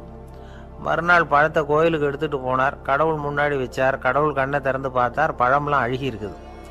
என்ன இது அழுகி போன பழம் அப்படின்னார். ராஜா முழிச்சார். நல்லா தானே இருந்தது அப்படின்னு நினச்சார். அப்போ கடவுள் அந்த ராஜா கிட்ட சொன்னாராம், இதை பார்ப்பா, இந்த தாரில் 2 பழம் தான் நல்ல பழம். அந்த 2 பழங்களையும் நேற்றுக்கே நான் சாப்பிட்டுட்டேன் அப்படின்னாராம். அப்போ தான் ராஜாவுக்கு புரிஞ்சுது, ஏழை குழந்தையின் பசியை தீர்க்கறதுக்காக உதவுன அந்த 2 பழம்தான் இறைவன் சாப்பிட்ட பழம்னு. இறைவன் இருக்கிற இடம் எது? இதுதான். ஒரு அப்பாவுக்கு 2 பிள்ளைங்க. மூத்தவன் ரொம்ப அடக்கம். அப்பா எது சொன்னாலும் கேட்பான். பெரியவங்களுக்கு கீழ்ப்படிஞ்சு நடப்பான். இளையவன் அப்படி இல்லை. தான் நினச்சதை தான் சொல்லுவான், செய்வான். அடுத்தவங்க சொல்கிறத கேட்க மாட்டான். அடங்கி நடக்க மாட்டான். இந்த 2 பேரில் யாரை வந்து உங்களுக்கு பிடிக்கும்? பெரியவனை தான் பிடிக்கும். ஏன்னா அவன் தான் சொல்கிற பேச்சை கேட்குறவன் அப்படின்னு சொல்லுவீங்க. ஆனால் ஒரு ஞானி என்ன சொல்கிறார் தெரியுமா? ஒரு குழந்தை அதன் அறிவுக்காக மதிக்கப்பட வேண்டுமே தவிர அதனுடைய கீழ்ப்படியும் தன்மைக்காக அல்ல அப்படிங்கிறார். நம்ம குழந்தைகளை வந்து சுயமாக சிந்திக்கிறதுக்கு நாம் விடுறதில்லை. மற்றவங்கள பார்த்து காப்பி அடிக்கிறதுக்கு தான் நாம் அவங்களுக்கு கற்றுக் கொடுக்குறோம். புகழ்பெற்ற மனிதர்கள் சிலருடைய பேரை சொல்லி நீயும் அவர் மாதிரி ஆகணும், இவர் மாதிரி ஆகணும் அப்படின்னு சொல்லிகிட்டே இருக்கிறோம். குழந்தைகள் வந்து தங்களுடைய தனித்தன்மையை வளர்த்துக்கிறதுக்கு நாம் தடையாக இருக்கிறோம். ஒரு குழந்தைகிட்ட அனாவசியமாக வந்து நம்பிக்கையை வளர்த்துடக்கூடாது. எந்த கோட்பாட்டையும் திணிக்கக்கூடாது. நாம் ஏற்கனவே அர்த்தமில்லாத கருத்துக்களையும் கொள்கைகளையும் மனசில் போட்டு நிரப்பி வச்சுருக்கிறோம். இந்த உலகத்துக்கு புதுசாக வந்து சேர்ந்திருக்கிற ஒரு குழந்தையின் தூய்மையான மனசில் நம்ம கருத்துக்களை அறிமுகம் செய்ய அல்லது திணிக்கிறதுக்கு நமக்கு எந்த அதிகாரமும் கிடையாது. ஒரு குழந்தைய நீ இந்த மதத்தை சேர்ந்தவன் அப்படின்னு பிறந்ததுமே ஒரு முத்திரை குத்தி விடுறோம். இது அதோட சுதந்திரத்தை ஆரம்பத்திலேயே கிள்ளி எறிகிறது மாதிரி தான். நீங்கள் ஒரு மதத்தின் வழிமுறைகளை கடைப்பிடிச்சிக்கிட்டு வர்றீங்க, அந்த வழியில் போய்கிட்டு இருக்கிறீங்க, சரி, அதனால் போகிறீங்க. அதுக்காக உங்கள் குழந்தையையும் அதே வழியில் தான் வரணும் அப்படின்னு கட்டாயப்படுத்துறதுக்கு உங்களுக்கு என்ன உரிமை இருக்குது? அந்த குழந்தை சுயமாக சிந்திச்சு ஒரு முடிவுக்கு வரட்டுமே. அதுக்கு நீங்கள் ஏன் தடையாக இருக்கிறீங்க? நமக்கு உண்மையிலேயே நம்ம குழந்தை மேலே அன்பு இருந்தால் இது மாதிரி திணிப்பு வேலைகளை செய்யக்கூடாது. திணிப்பு வேலைகளிலிருந்து குழந்தைகளை காப்பாற்றினா போதும். அதுதான் ரொம்ப முக்கியம். அடுத்த தலைமுறை அற்புதமான தலைமுறையாக உருவாகும். நாம் தான் சாதி மத சங்கடங்களில் மாட்டிக்கிட்டு தவிக்கிறோம். அவங்களாவது சாதி மத வேறுபாடு இல்லாத சமுதாயத்தை பார்க்கட்டுமே, அந்த சௌகரியங்களை அனுபவிக்கட்டுமே. அதுக்கு நாம் என்ன செய்யணும்னா ஒன்றும் செய்யாமல் இருந்தால் போதும். ஒரு குழந்தைகிட்ட நம்ம கருத்தை திணிக்கும் பொழுது என்ன ஆகுது தெரியுமா? அது வந்து அவனை அவங்ககிட்ட இருந்தே அப்புறப்படுத்தி விடுது. அவனுடைய தனித்தன்மையை அழிச்சுடுது. அவனை ஒரு எல்லைக்குள்ளே திணிச்சுடுது. இதெல்லாம் அன்புங்கிற பேரால் பெற்றோர்கள் செய்கிற தப்பு. இதெல்லாம் கேட்டுக்கிட்டு இந்த காலத்தில் அப்பா ஒருத்தர் சொன்னார், நான் கருத்துக்களை எல்லாம் என் பையன்கிட்ட திணிக்கிறது இல்லைங்க, ஆனால் அதிகமாக சாப்பிட சொல்லி கட்டாயப்படுத்துவேன் அப்படின்னார். உங்கள் வீட்டு சமையல் அவ்வளோ நல்லா இருக்குமான்னு கேட்டாங்க. நல்லா இருந்தால் நான் ஏன் அவனை சாப்பிட சொல்லி கட்டாயப்படுத்த போகிறேன் அப்படின்னார். ஒரு ஊரில் ஒரு மன்னன் இருந்தான், கொடுங்கோல் மன்னன். நிறைய தொந்தரவு பண்ணிக்கிட்டு இருந்தான். அவன் ஒரு தடவை என்ன பண்ணான் தெரியுமா? ஒரு தப்பும் பண்ணாத ஒரு இளைஞனை பிடிச்சி ஜெயிலில் அடைச்சுட்டான். அந்த பையனோட சொந்தக்காரங்கள்லாம் ராஜா கிட்ட போனாங்க. அவன் ஒரு தவறும் பண்ணலை, அவனை விடுதலை பண்ணுங்க அப்படின்னு கெஞ்சி கேட்டுக்கிட்டாங்க. மன்னன் வந்து யோசனை பண்ணான். அந்த இளைஞனை கூப்பிட்டுக்கிட்டு வர சொன்னான். அவனை கொண்டாந்து ராஜா முன்னாடி நிறுத்தினாங்க. இதை பாருப்பா, உன்னை நான் விடுதலை பண்ணுவேன், ஆனால் ஒரு கண்டிஷன்.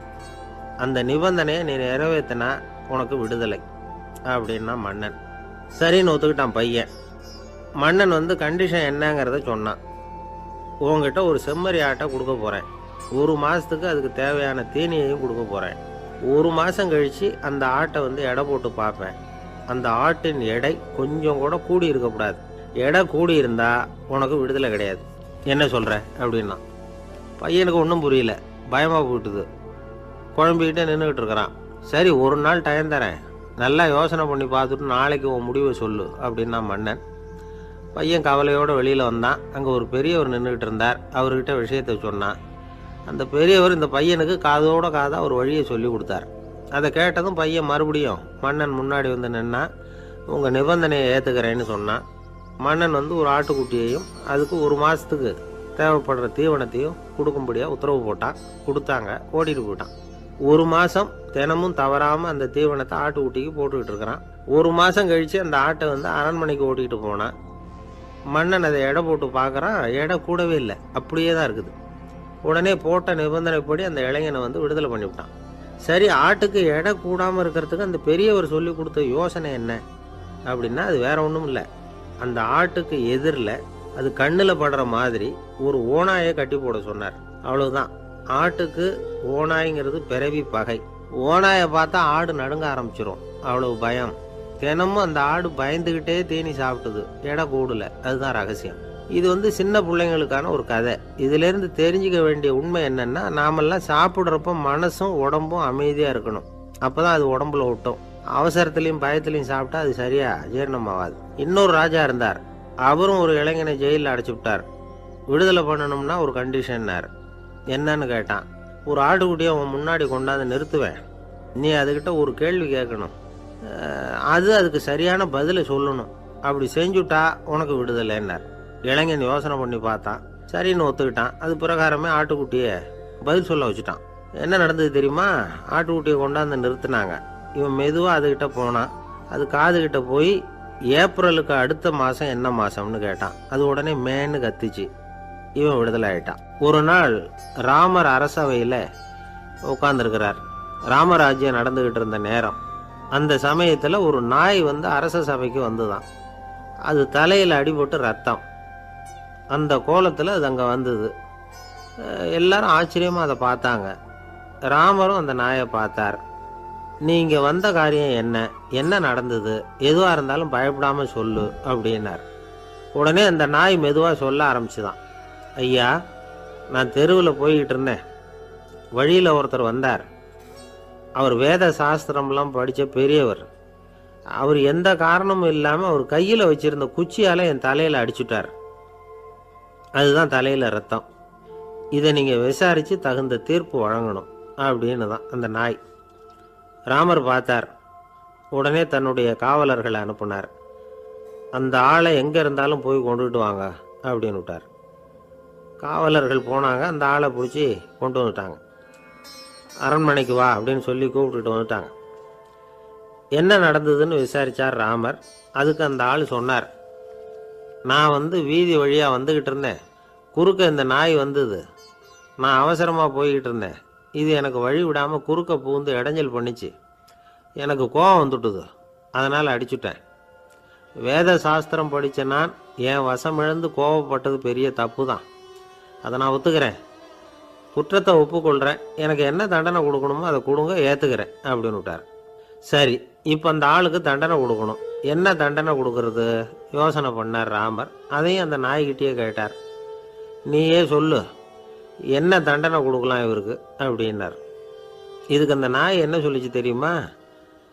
இவரை ஏதாவது ஒரு கோயிலுக்கு தர்மகர்த்தாவாக நியமனம் பண்ணிவிடுங்க, அதுதான் இவருக்கு சரியான தண்டனை அப்படின்னுது.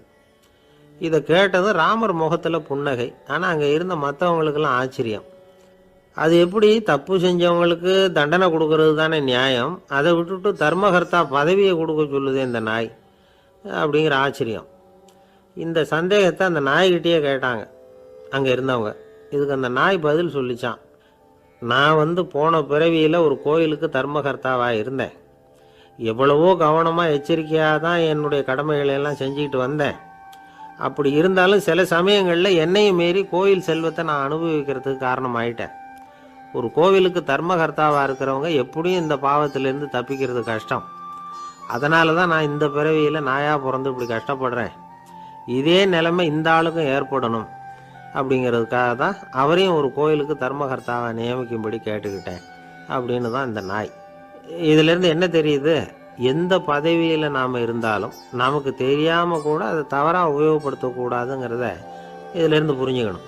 இல்லைன்னா அடுத்த பிறவியில் நாயாக பிறந்து எங்கேயாவது போய் வாழை ஆட்டிகிட்டு நிற்க வேண்டியது தான்.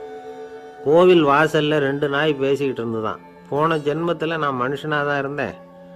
ஒரு கோவில் பூசாரி பேச்சை கேட்டுவிட்டு அவரோட கூட்டு சேர்ந்துக்கிட்டு ஆண்டவன் போட்டிருந்த நகையெல்லாம் அபகரித்து என்கிட்ட கொடுத்தாரு அவர்.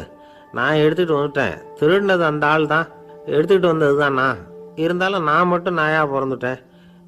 இப்போ மட்டும் அந்த பூசாரி என்கிட்ட மாட்டினா கடித்து குதறி விடுவேன் அப்படின்னு தான். அவசரப்பட்டு அப்படி செஞ்சுடாதே. பதிலுக்கு அவரும் உன்னை திருப்பி கடித்தாலும் கடிச்சிருவார். ஏன்னா அவரும் இப்போ ஒரு நாயாக தான் பிறந்திருக்கிறார் அப்படின்னு தான் இன்னொன்று. அது எப்படி உனக்கு தெரியும்னு தான் இது. நான் தானே அது அப்படின்னு தான் அந்த நாய். கணவன் மனைவி அன்பாக இருக்கணும், ஒருத்தர் நல்லா புரிஞ்சுக்கணும், விட்டு கொடுக்குற மனப்பான்மை வேணும். அதுதான் ஒரு நல்ல குடும்பம். இன்றைக்கி பல குடும்பங்களில் அர்த்தமில்லாத சண்டைகள் தான் அதிகம். கிராமப்புறங்களில் வேடிக்கையாக ஒரு கதை சொல்லுவாங்க. ஒரு ஊரில் ஒரு ஆள் இருந்தான், வேலை வெட்டி இல்லாமல் சும்மாவே இருந்தான்.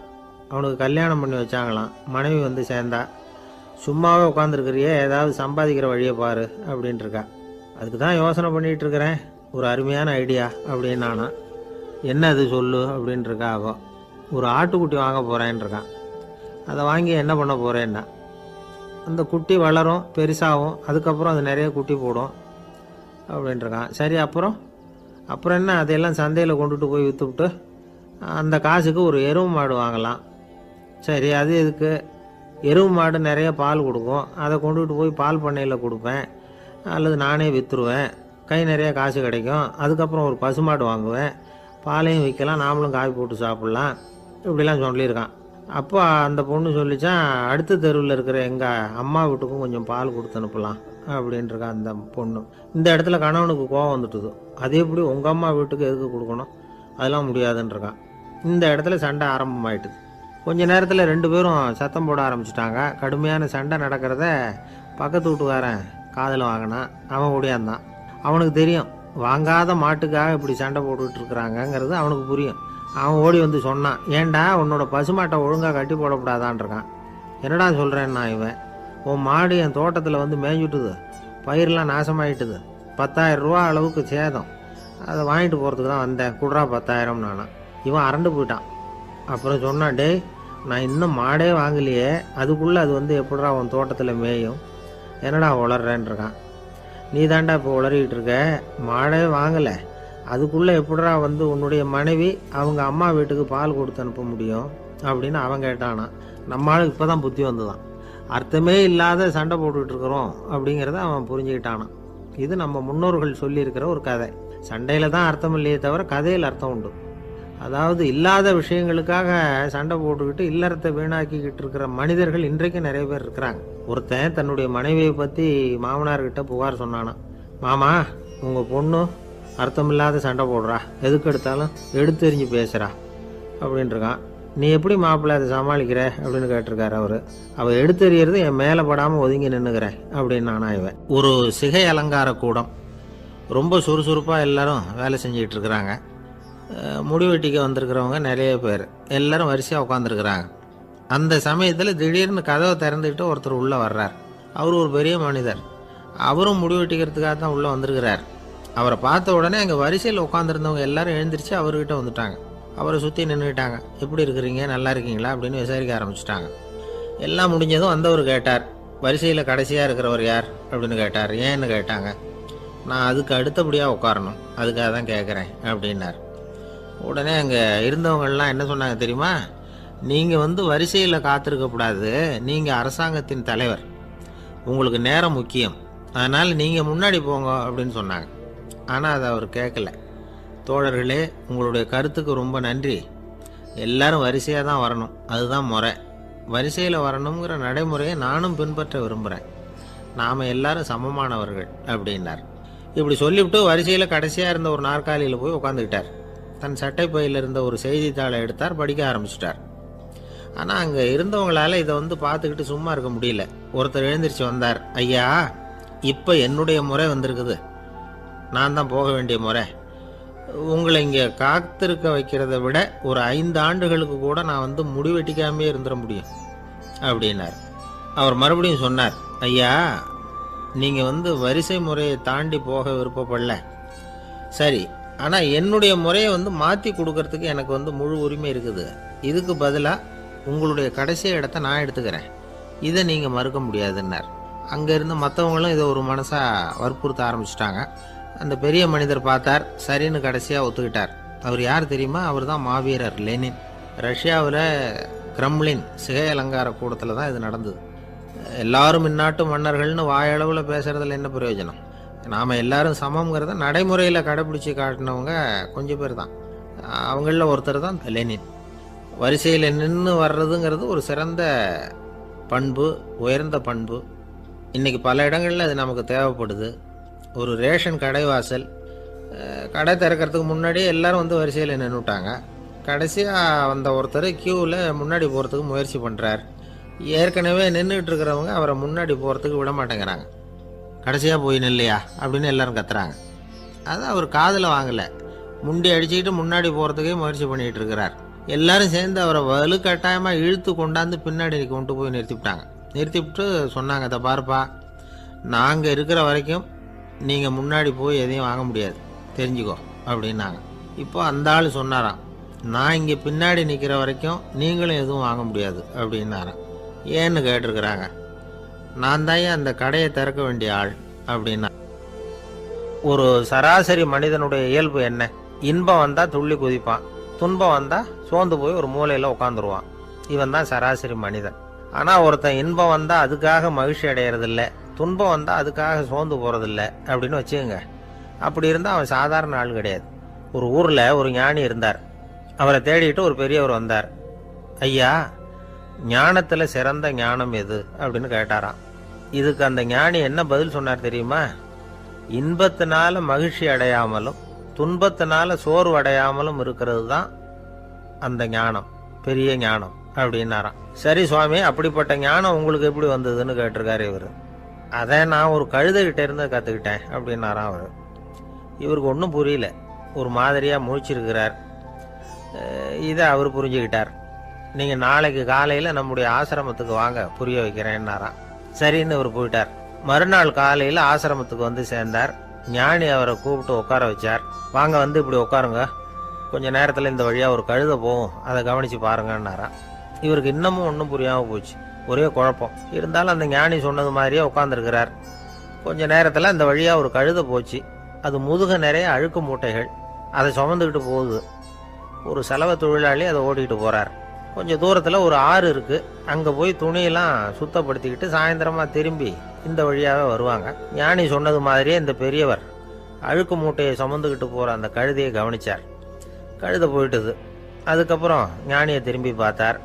இப்போ அந்த ஞானி சொன்னார், சாயந்தரம் வரைக்கும் நீங்கள் இங்கேயே இருக்கணும்னார். அதே மாதிரி இவர் இருந்தார்.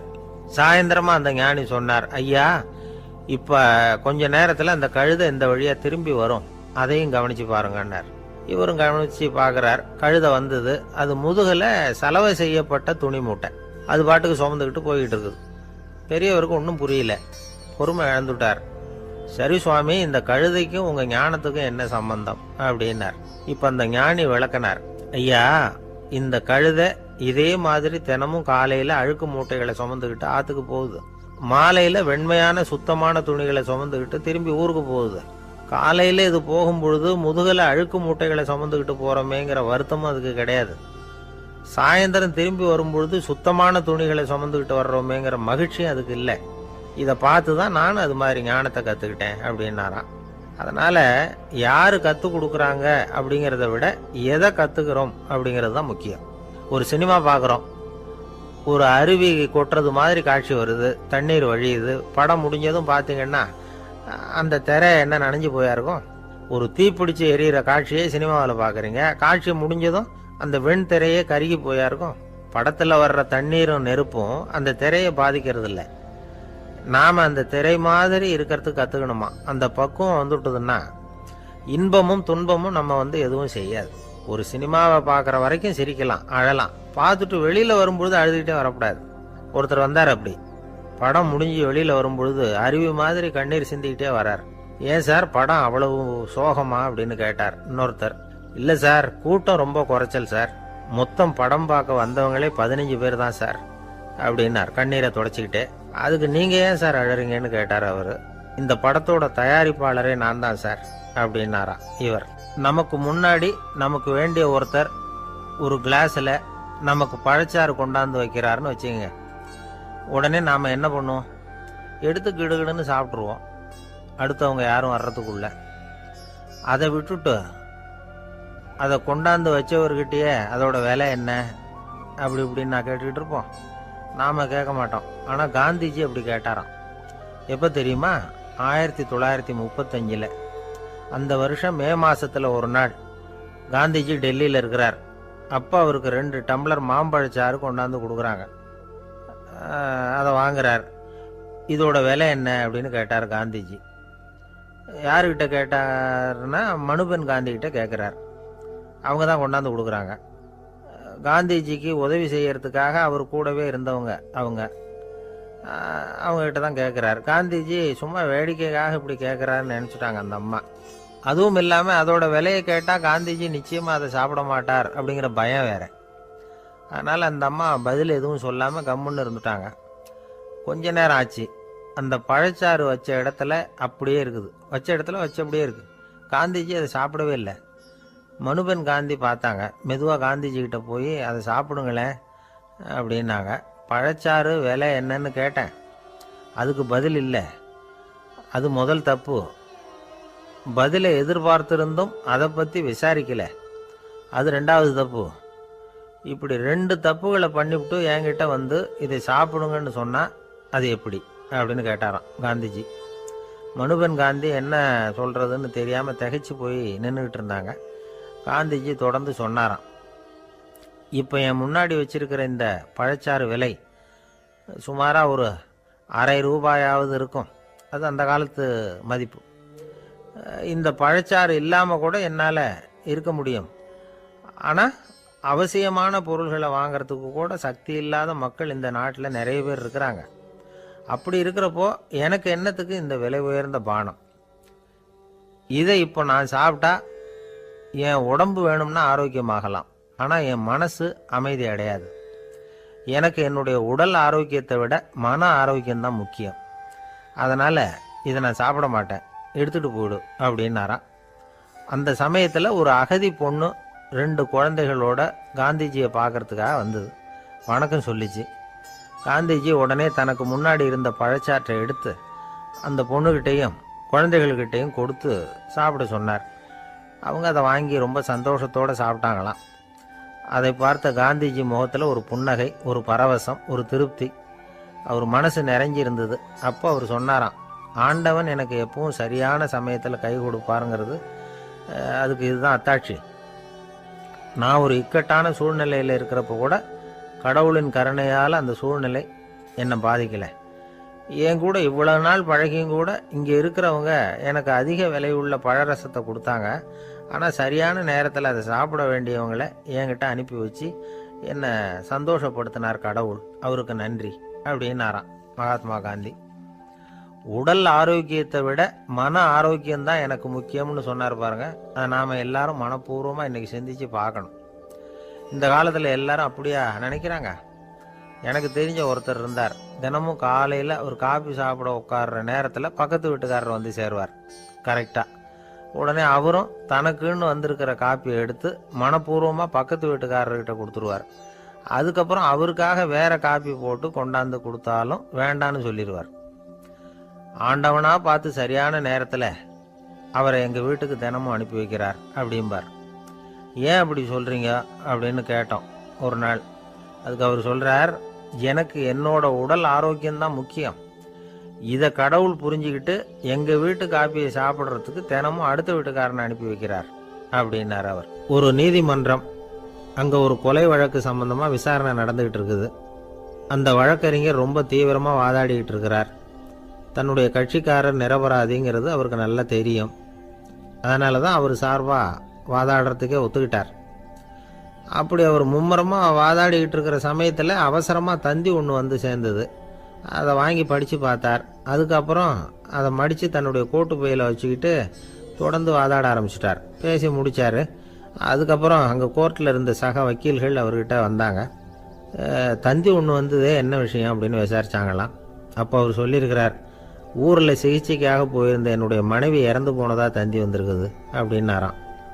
மற்ற வக்கீல்களுக்கு அதிர்ச்சி. என்னங்க இது, மனைவி இறந்ததை விட கேஸு முக்கியமா உங்களுக்கு அப்படின்னு கேட்டிருக்கிறாங்க. இறந்து போன என் மனைவி மறுபடியும் திரும்பி வர போகிறதில்ல. ஆனால் என்னுடைய கட்சிக்காரர் ஒரு கொலை வழக்கில் மாட்டிக்கிட்டார். அவரும் நிரபராதி. அவர் உசுரை நான் காப்பாற்ற வேணாமா?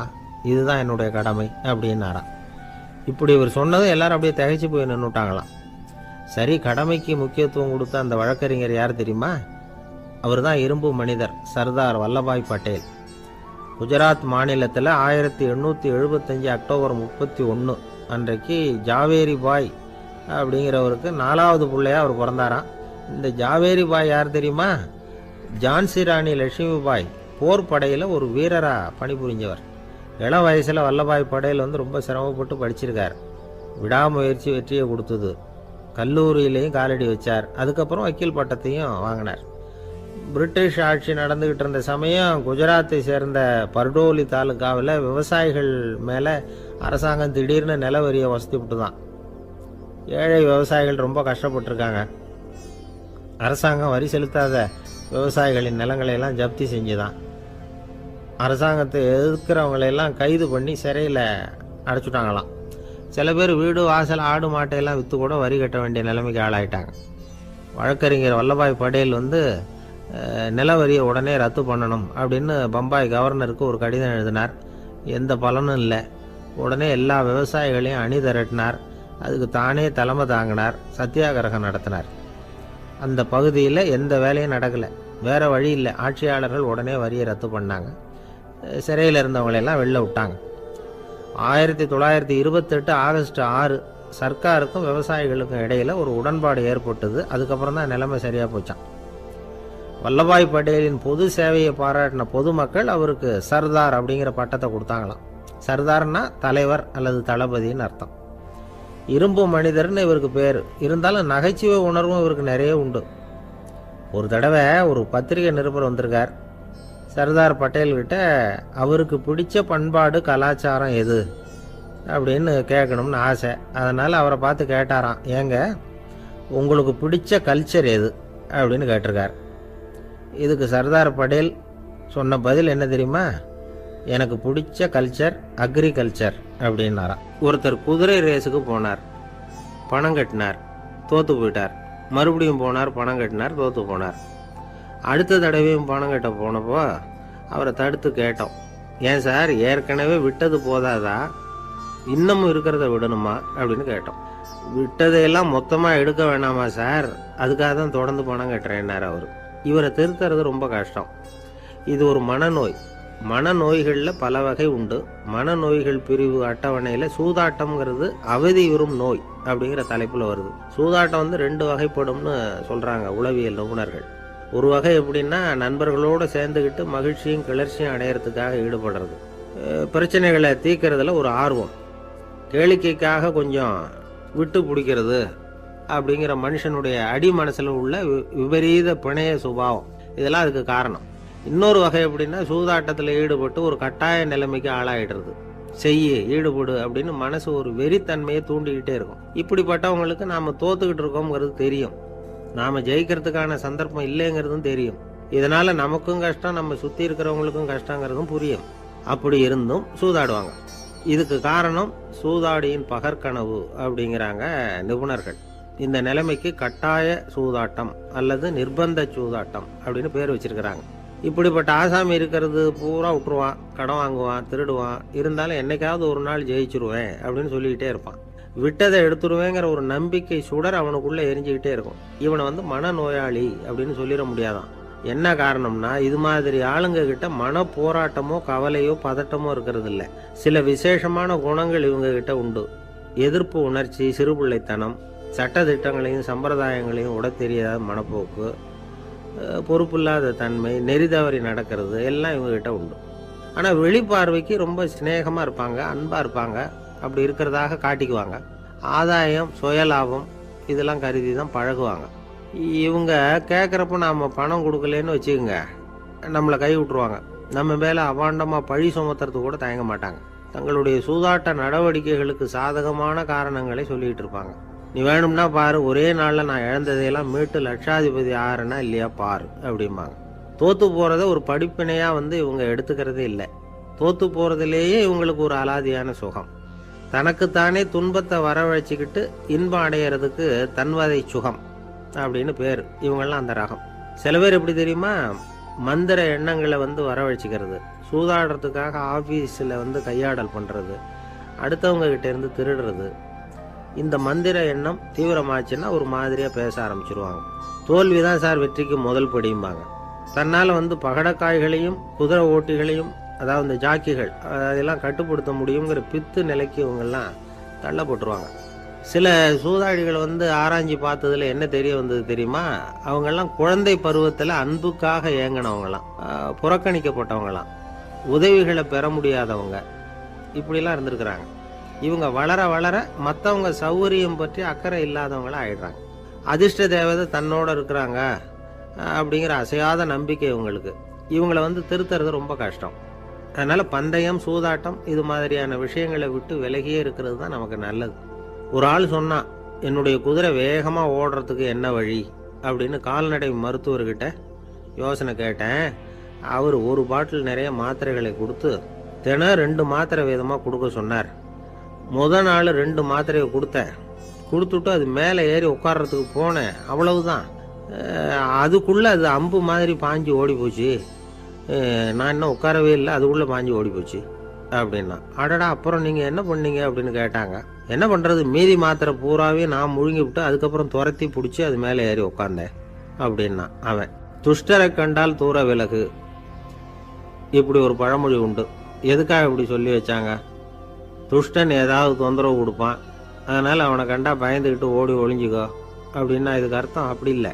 ஒரு துஷ்டன்கிட்ட நெருங்கி போகிறோம்னு வச்சுக்கோங்க, அவன் நமக்கு கெடுதலான ஆலோசனைகள் எதையும் சொல்லலாம், அல்லது அவன் தீய உணர்வுகள் உள்ளவனா இருக்கலாம், அல்லது தீய செயல்கள் செய்யக்கூடியவனா இருக்கலாம், அல்லது தீய நட்புனால அவன் ஏற்கனவே கெட்டு போனவனா கூட இருக்கலாம். இப்படிப்பட்டவனை நெருங்கி போனா அவனோட பாதிப்பு நமக்கும் வந்துடும். அதனால விலகி போ அப்படின்னு சொல்றாங்க. இதையே கொஞ்சம் விவரமா இப்போ பார்ப்போமே. இப்போ இந்த துஷ்டர்களை 4 வகையா பிரிக்கிறாங்க. இந்த 4 வகைக்கும் உதாரணம் வேணும்னா வேற எங்கேயும் போக வேண்டியதில்லை, மகாபாரதத்தை பார்த்தாவே போதும். அதுல இந்த 4 வகையான தீயோரும் வர்றாங்க. முதல் வகைக்கு உதாரணம் சகுனி. இவன் மனசுல எப்பவும் தீய எண்ணங்கள் தான் நிறைஞ்சி இருக்கும். கனவுல கூட தீய ஆலோசனைகள். யாராவது ஒருத்தர் நல்லபடியா வாழ்ந்தா அதை இவனால சகிச்சிக்க முடியாது. இப்படிப்பட்டவனோட நெருங்கிய தொடர்பு துரியோதனனுக்கு கிடைச்சது. துரியோதனன் எப்படின்னா, அவன் ஏற்கனவே தீய காரியங்கள் செய்யறதுக்கு தயங்காதவன். அப்படிப்பட்டவனுக்கு தீய போதனைகள் செய்யறதுக்கு சகுனி உதவுனா. இந்த 2 பேரோட சகவாசம் இன்னொருத்தனுக்கு கிடைச்சது. அவன் யாருன்னா துச்சாதனன். அவன் தீய நடத்தை உள்ளவன். இந்த 3 பேரும் ஒன்று சேர்ந்தா என்னத்துக்கு ஆகும்? உலகமே கெட்டு போடும்ல. இந்த 3 துஷ்டர்களோட நல்லவன் ஒருத்தன் சேர்ந்தான். அவன் தான் கர்ணன். கர்ணன் இயல்பாவே உத்தம குணம் உள்ளவன். அவன் நல்லவங்களோட சேராம இப்படிப்பட்ட கெட்டவங்க கிட்ட நட்பு வச்சுக்கிட்டான்.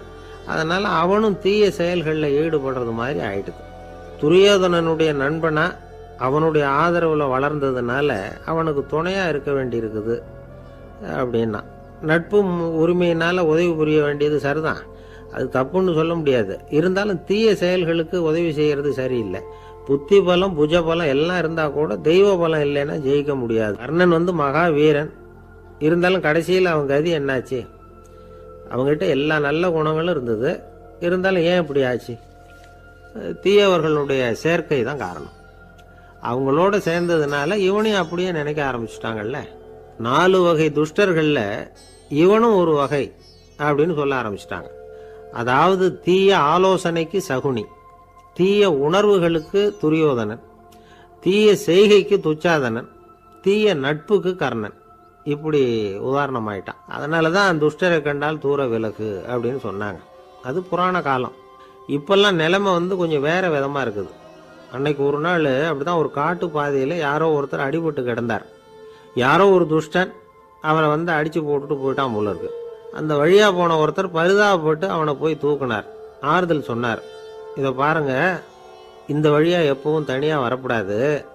ஏன்னா இங்கே ஒரு ரவுடி இருந்துக்கிட்டு வர்றவங்க போகிறவங்களெல்லாம் வழிப்பறி பண்ணிகிட்டு இருக்கிறதா கேள்விப்பட்டிருக்கிறேன் அப்படின்னாராம். இனிமே அப்படி கேள்விப்பட மாட்டீங்க அப்படின்னு அந்த ஆள். ஏன்னு கேட்டிருக்காரு இவர். அவன் சொல்லியிருக்கான், நான் தான் சார் அந்த ரவுடி. இந்த வழியாக போனவங்க கிட்ட தகராறு பண்ணேன். அவங்க தான் என்ன இப்படி அடித்து போட்டு என்கிட்ட இருந்த பணத்தையெல்லாம் பிடுங்கிட்டு போட்டாங்க சார். காலம் ரொம்ப கெட்டு போச்சு அப்படின்னு நானா ரொம்ப பரிதாபமாக. ஒரு அழகான கடற்கரை. சுற்றுலா பயணிகள் நிறைய பேர் அங்கே போகிறது வழக்கம். சனி ஞாயிறு கூட்டம் அதிகமாக இருக்கும். அதோட விளைவு என்னங்கிறது அடுத்த நாள் தான் தெரியும். ஆமாம், அந்த கடற்கரையை சுத்தப்படுத்துகிற தொழிலாளிகள் திங்கட்கிழமை ரொம்ப சிரமப்படுவாங்க. சனி ஞாயிறு வந்த கூட்டம் கடற்கரை பூராவும் காலி ஐஸ்கிரீம் கப்புகளை வீசி எறிஞ்சிட்டு போயிருக்கும். ஆயிரக்கணக்கான கப்புகள் அங்கே பரவலாக கிடக்கும். அதையெல்லாம் பொறுக்கி எடுத்து சுத்தம் பண்ணி ஆகணும். இதனால் திங்கட்கிழமை வேலைக்கு வர்றதுக்கு எல்லாரும் பயப்படுவாங்க. அப்படி ஒரு நிலைமை. பல பேர் அன்னைக்கு லீவ் எடுத்துகிட்டு போயிடுறது வழக்கம். நமக்கு எதுக்கு இன்னைக்கு தொந்தரவு ஒன்று. இது ஒரு பெரிய பிரச்சனையாக இருந்தது. இதுக்கு என்ன பண்ணலாம் அப்படின்னு யோசனை பண்ணாங்க. ஒரு ஆலோசனை கூட்டத்துக்கு ஏற்பாடு பண்ணாங்களாம். அந்த நகர நிர்வாக அலுவலர்கள், பணியாளர்கள் எல்லாரும் அதில் கலந்துக்கிட்டாங்க. கூட்டம் ஆரம்பமாச்சு. ஆரம்பத்தில் சொன்னாங்க, இந்த பிரச்சனைக்கு ஒரு தீர்வு வேணும், என்ன பண்ணலாம், அதை முடிவு செய்கிறதுக்கு தான் இந்த கூட்டம். இதில் நீங்கள் செய்ய வேண்டியது என்னென்னா, உங்களுக்கு தோன்றுகிற யோசனை எதுவாக இருந்தாலும் சொல்லுங்கள். கொஞ்சம் கூட தயக்கம் வேண்டாம். நாம் சொல்கிற யோசனை ஈடுபடுமா படாதா அப்படின்னுலாம் யோசிக்க வேணாம். எல்லாருடைய யோசனைகளையும் அப்படியே பதிவு செய்துக்கிறோம். கடைசியாக அதிலேருந்து ஒரு சிறந்த யோசனையை தேர்வு பண்ணி அதை பயன்படுத்தலாம். இந்த சந்தர்ப்பத்தில் இன்னொரு முக்கியமான வேண்டுகோள், எவ்வளவு சாதாரணமான யோசனையாக இருந்தாலும் சரி, அது சொல்லும் பொழுது அடுத்தவங்க ஏளனம் செய்யக்கூடாது. இது ஒரு பெரிய யோசனையா அப்படின்னு சொல்லி எதையும் அலட்சியப்படுத்தக்கூடாது. இதுதான் அந்த கூட்டத்தின் ஆரம்பத்தில் செய்யப்பட்ட அறிவிப்பு.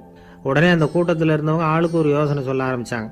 ஒருத்தர் எழுந்திருச்சார், இங்கே வர்ற சுற்றுலா பயணிகள்கிட்ட ஆளுக்கு $10 ஒரு டெபாசிட் மாதிரி வைப்பு பணமாக வாங்கிக்கணும்.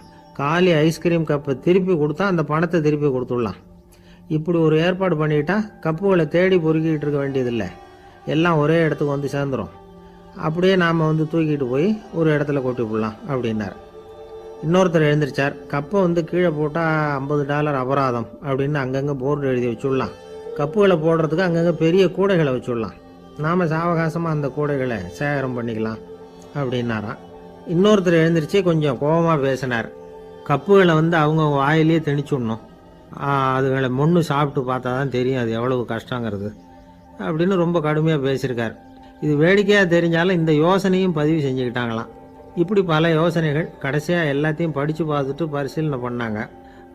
அப்புறம் தான் யோசனை வந்தது. இவர் வேடிக்கையாக சொன்னது கப்புகளை அவங்கவுங்க வாயிலே திணிச்சு சாப்பிட சொல்லணும், அதுதான் தண்டனைன்னார்ல. ஏன் அப்படி சாப்பிட்றது மாதிரியே கப்புகளை தயார் பண்ண என்ன அப்படின்னு சிந்திக்க ஆரம்பித்தாங்களாம்.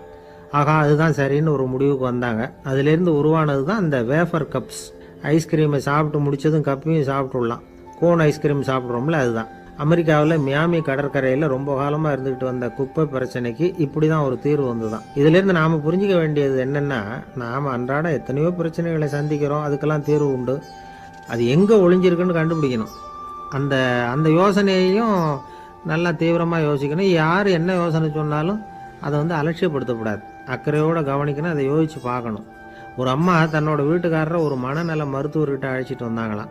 டாக்டர், இவருக்கு கோன் ஐஸ்கிரீம் பிடிக்கல, பேப்பர் கப்பில் இருக்கிற ஐஸ்கிரீம் தான் வேணும்னு அடம் பிடிக்கிறார் அப்படின்னாங்களாம். அது ஒன்றும் தப்பு இல்லையேன்னாராம் டாக்டர். இதுக்கு அந்த அம்மா சொன்னாங்களாம், இவர் கப்பு ஐஸ்கிரீம் வாங்குறதுல தப்பு இல்லை டாக்டர், பிரச்சனை அது இல்லை. அப்புறம் வேறு என்னன்னு கேட்டிருக்காரு. வாங்கினதும் ஐஸ்கிரீமை கீழே கொட்டிவிட்டு அந்த பேப்பர் கப்பை மட்டும் விரும்பி சாப்பிட்றார், அதனால தான் உங்ககிட்ட அழைச்சிட்டு வந்தேன் அப்படின்னாங்களாம். ஒரு நண்பர் வந்தார். ரொம்பவும் இறுக்கமாக உடை அணிஞ்சிருந்தார். அதாவது ஆடைக்குள்ளே அவர் மாட்டிக்கிட்டு இருந்தது மாதிரி தெரிஞ்சது. ஏன் துணி குறைச்சலாக எடுத்துட்டிங்களா அப்படின்னு கேட்டோம். இல்லைங்க, எனக்கு எப்போவுமே இறுக்கமாக உடை அணிகிறது தான் பிடிக்கும் அப்படின்னார். ஒருத்தர் எப்படி உடை அணிகிறார் அப்படிங்கிறத வச்சே அந்த ஆள் எப்படிப்பட்டவர் அப்படிங்கிறத கண்டுபிடிச்சிடலாம். உடை அணிகிற விதம் ஒருத்தருடைய மனநிலையை வெளிப்படுத்துதான். இப்போ இறுக்கமான உடை அணிகிறவங்க பொதுவாக மன நிம்மதி இல்லாதவங்களாக இருப்பாங்களாம், கோபக்காரங்களாக இருப்பாங்களாம். ரொம்ப தொலைதொலைப்பாக ஆடை அணிகிறவங்க இருக்கிறாங்கல்ல, அவங்கெல்லாம் அமைதியான ஆளாக இருப்பாங்களாம், சாந்தமாக இருப்பாங்களாம். இவங்கெல்லாம் போராடுறதுக்கு சரியாக வரமாட்டாங்களாம். இப்படி ஒரு கணிப்பு இருக்குது. அதனால தான் போர் வீரர்களுக்கெல்லாம் இறுக்கமான உடையை தான் கொடுக்கறது வழக்கம். ஆனால் சன்னியாசிகளை பாருங்கள், அவங்களுக்கெல்லாம் ரொம்ப தொலை உடைகள் தான். அவங்கெல்லாம் வந்து டைட் பேண்ட் போட்டுக்கிட்டு நிற்க மாட்டாங்க சன்னியாசிகள்லாம். அதே மாதிரி சன்னியாசிகள்லாம் காவி உடையை தேர்ந்தெடுக்கிறதுக்கும் காரணம் உண்டு. பல ஆண்டுகள் சோதனை செஞ்சு பார்த்துட்டு தான் சன்னியாசத்துக்கு காவி தான் சரி அப்படின்னு முடிவு பண்ணியிருக்கிறாங்க. இப்போ பௌதீக விஞ்ஞானப்படியும் அதுதான் சரி. அதாவது சூரிய ஒளியில் வந்து 7 வண்ணங்கள் உண்டு. ஒரு பொருள் மேலே அது விழும்பொழுது அந்த பொருள் நமக்கு சிவப்பாக தெரிஞ்சதுன்னா அந்த பொருள் வந்து சிவப்பை தவிர மற்ற எல்லா நிற கதிர்களையும் உள்வாங்கிக்கிட்டு சிவப்பு நிறத்தை மட்டும் வெளியில் விடுது, அதாவது விலக்கி விடுது. அதனால தான் அந்த பொருள் வந்து சிவப்பாக தெரியுது. உடல் ஆரோக்கியத்துக்கு ஓரளவு சிவப்பு தேவைப்படுது. அதனால தான் காவி உடை அணிஞ்சால் சூரிய ஒளி ஓரளவு சிவப்பை விலக்கிவிடும். அதாவது சிவப்பின் பலனும் கிடைக்கும், இந்த சிவப்பின் கெடுதலும் இல்லை அப்படின்னு யோசனை பண்ணாங்க. காவி வந்து உதய வேளையின் நிறம்.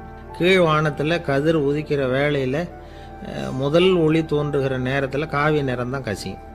தியானம் செய்கிறப்போ முதல்ல காணக்கூடிய ஒளி காவி நிறம்தான். தியானத்தின் உச்ச நிலையின் நிறம் நீலம். தியானம் வந்து காவி நிறத்தில் ஆரம்பமாகி நீல நிறத்தில் நிறைவடைகிறது அப்படிங்கிறார் ஓஷோ. நீலம் வந்து தியான சிகரம், காவி வந்து தியான ஆரம்ப குறியீடு, ஒரு சன்னியாசியின் ஆரம்ப தரிசனம் அப்படிங்கிறார் அவர். ஒருத்தர் நாள் பூரா காவி உடையே அணிஞ்சிருந்தா அந்த நிறம் வந்து அவருக்கு வந்து தியானத்தை பற்றிய நினைவை வந்து ஊட்டிக்கிட்டே இருக்கும். இப்படியே வந்து ஆடைக்கும் தியானத்துக்கும் இடையில ஒரு தொடர் ஏற்படுது. ஒரு துறவியின் உள்ளார்ந்த பண்பாக அது மாறுது. கடை வீதியில் ஒரு பொருள் வாங்க போகிறோம், அது மறந்துடக்கூடாதுங்கிறதுக்காக ஞாபகம் முடிச்சு போட்டுக்கிறோம். அந்த முடிச்சுக்கும் பொருளுக்கும் தொடர்பு இல்லை. ஆனால் கடை வீதிக்கு போன உடனே அந்த முடிச்சு வந்து அந்த பொருளை ஞாபகப்படுத்துது. அதாவது அந்த முடிச்சு வந்து ஒரு தொடர்பு அம்சமாக அமையுது. அது மாதிரி தான் காவி உடையும். ஒரு துறவி வந்து நடக்கும் பொழுது, சாப்பிடும் பொழுது, குளிக்கும் பொழுது அவருடைய காவி உடை அவருக்கு வந்து ஞாபகப்படுத்திக்கிட்டே இருக்கும்.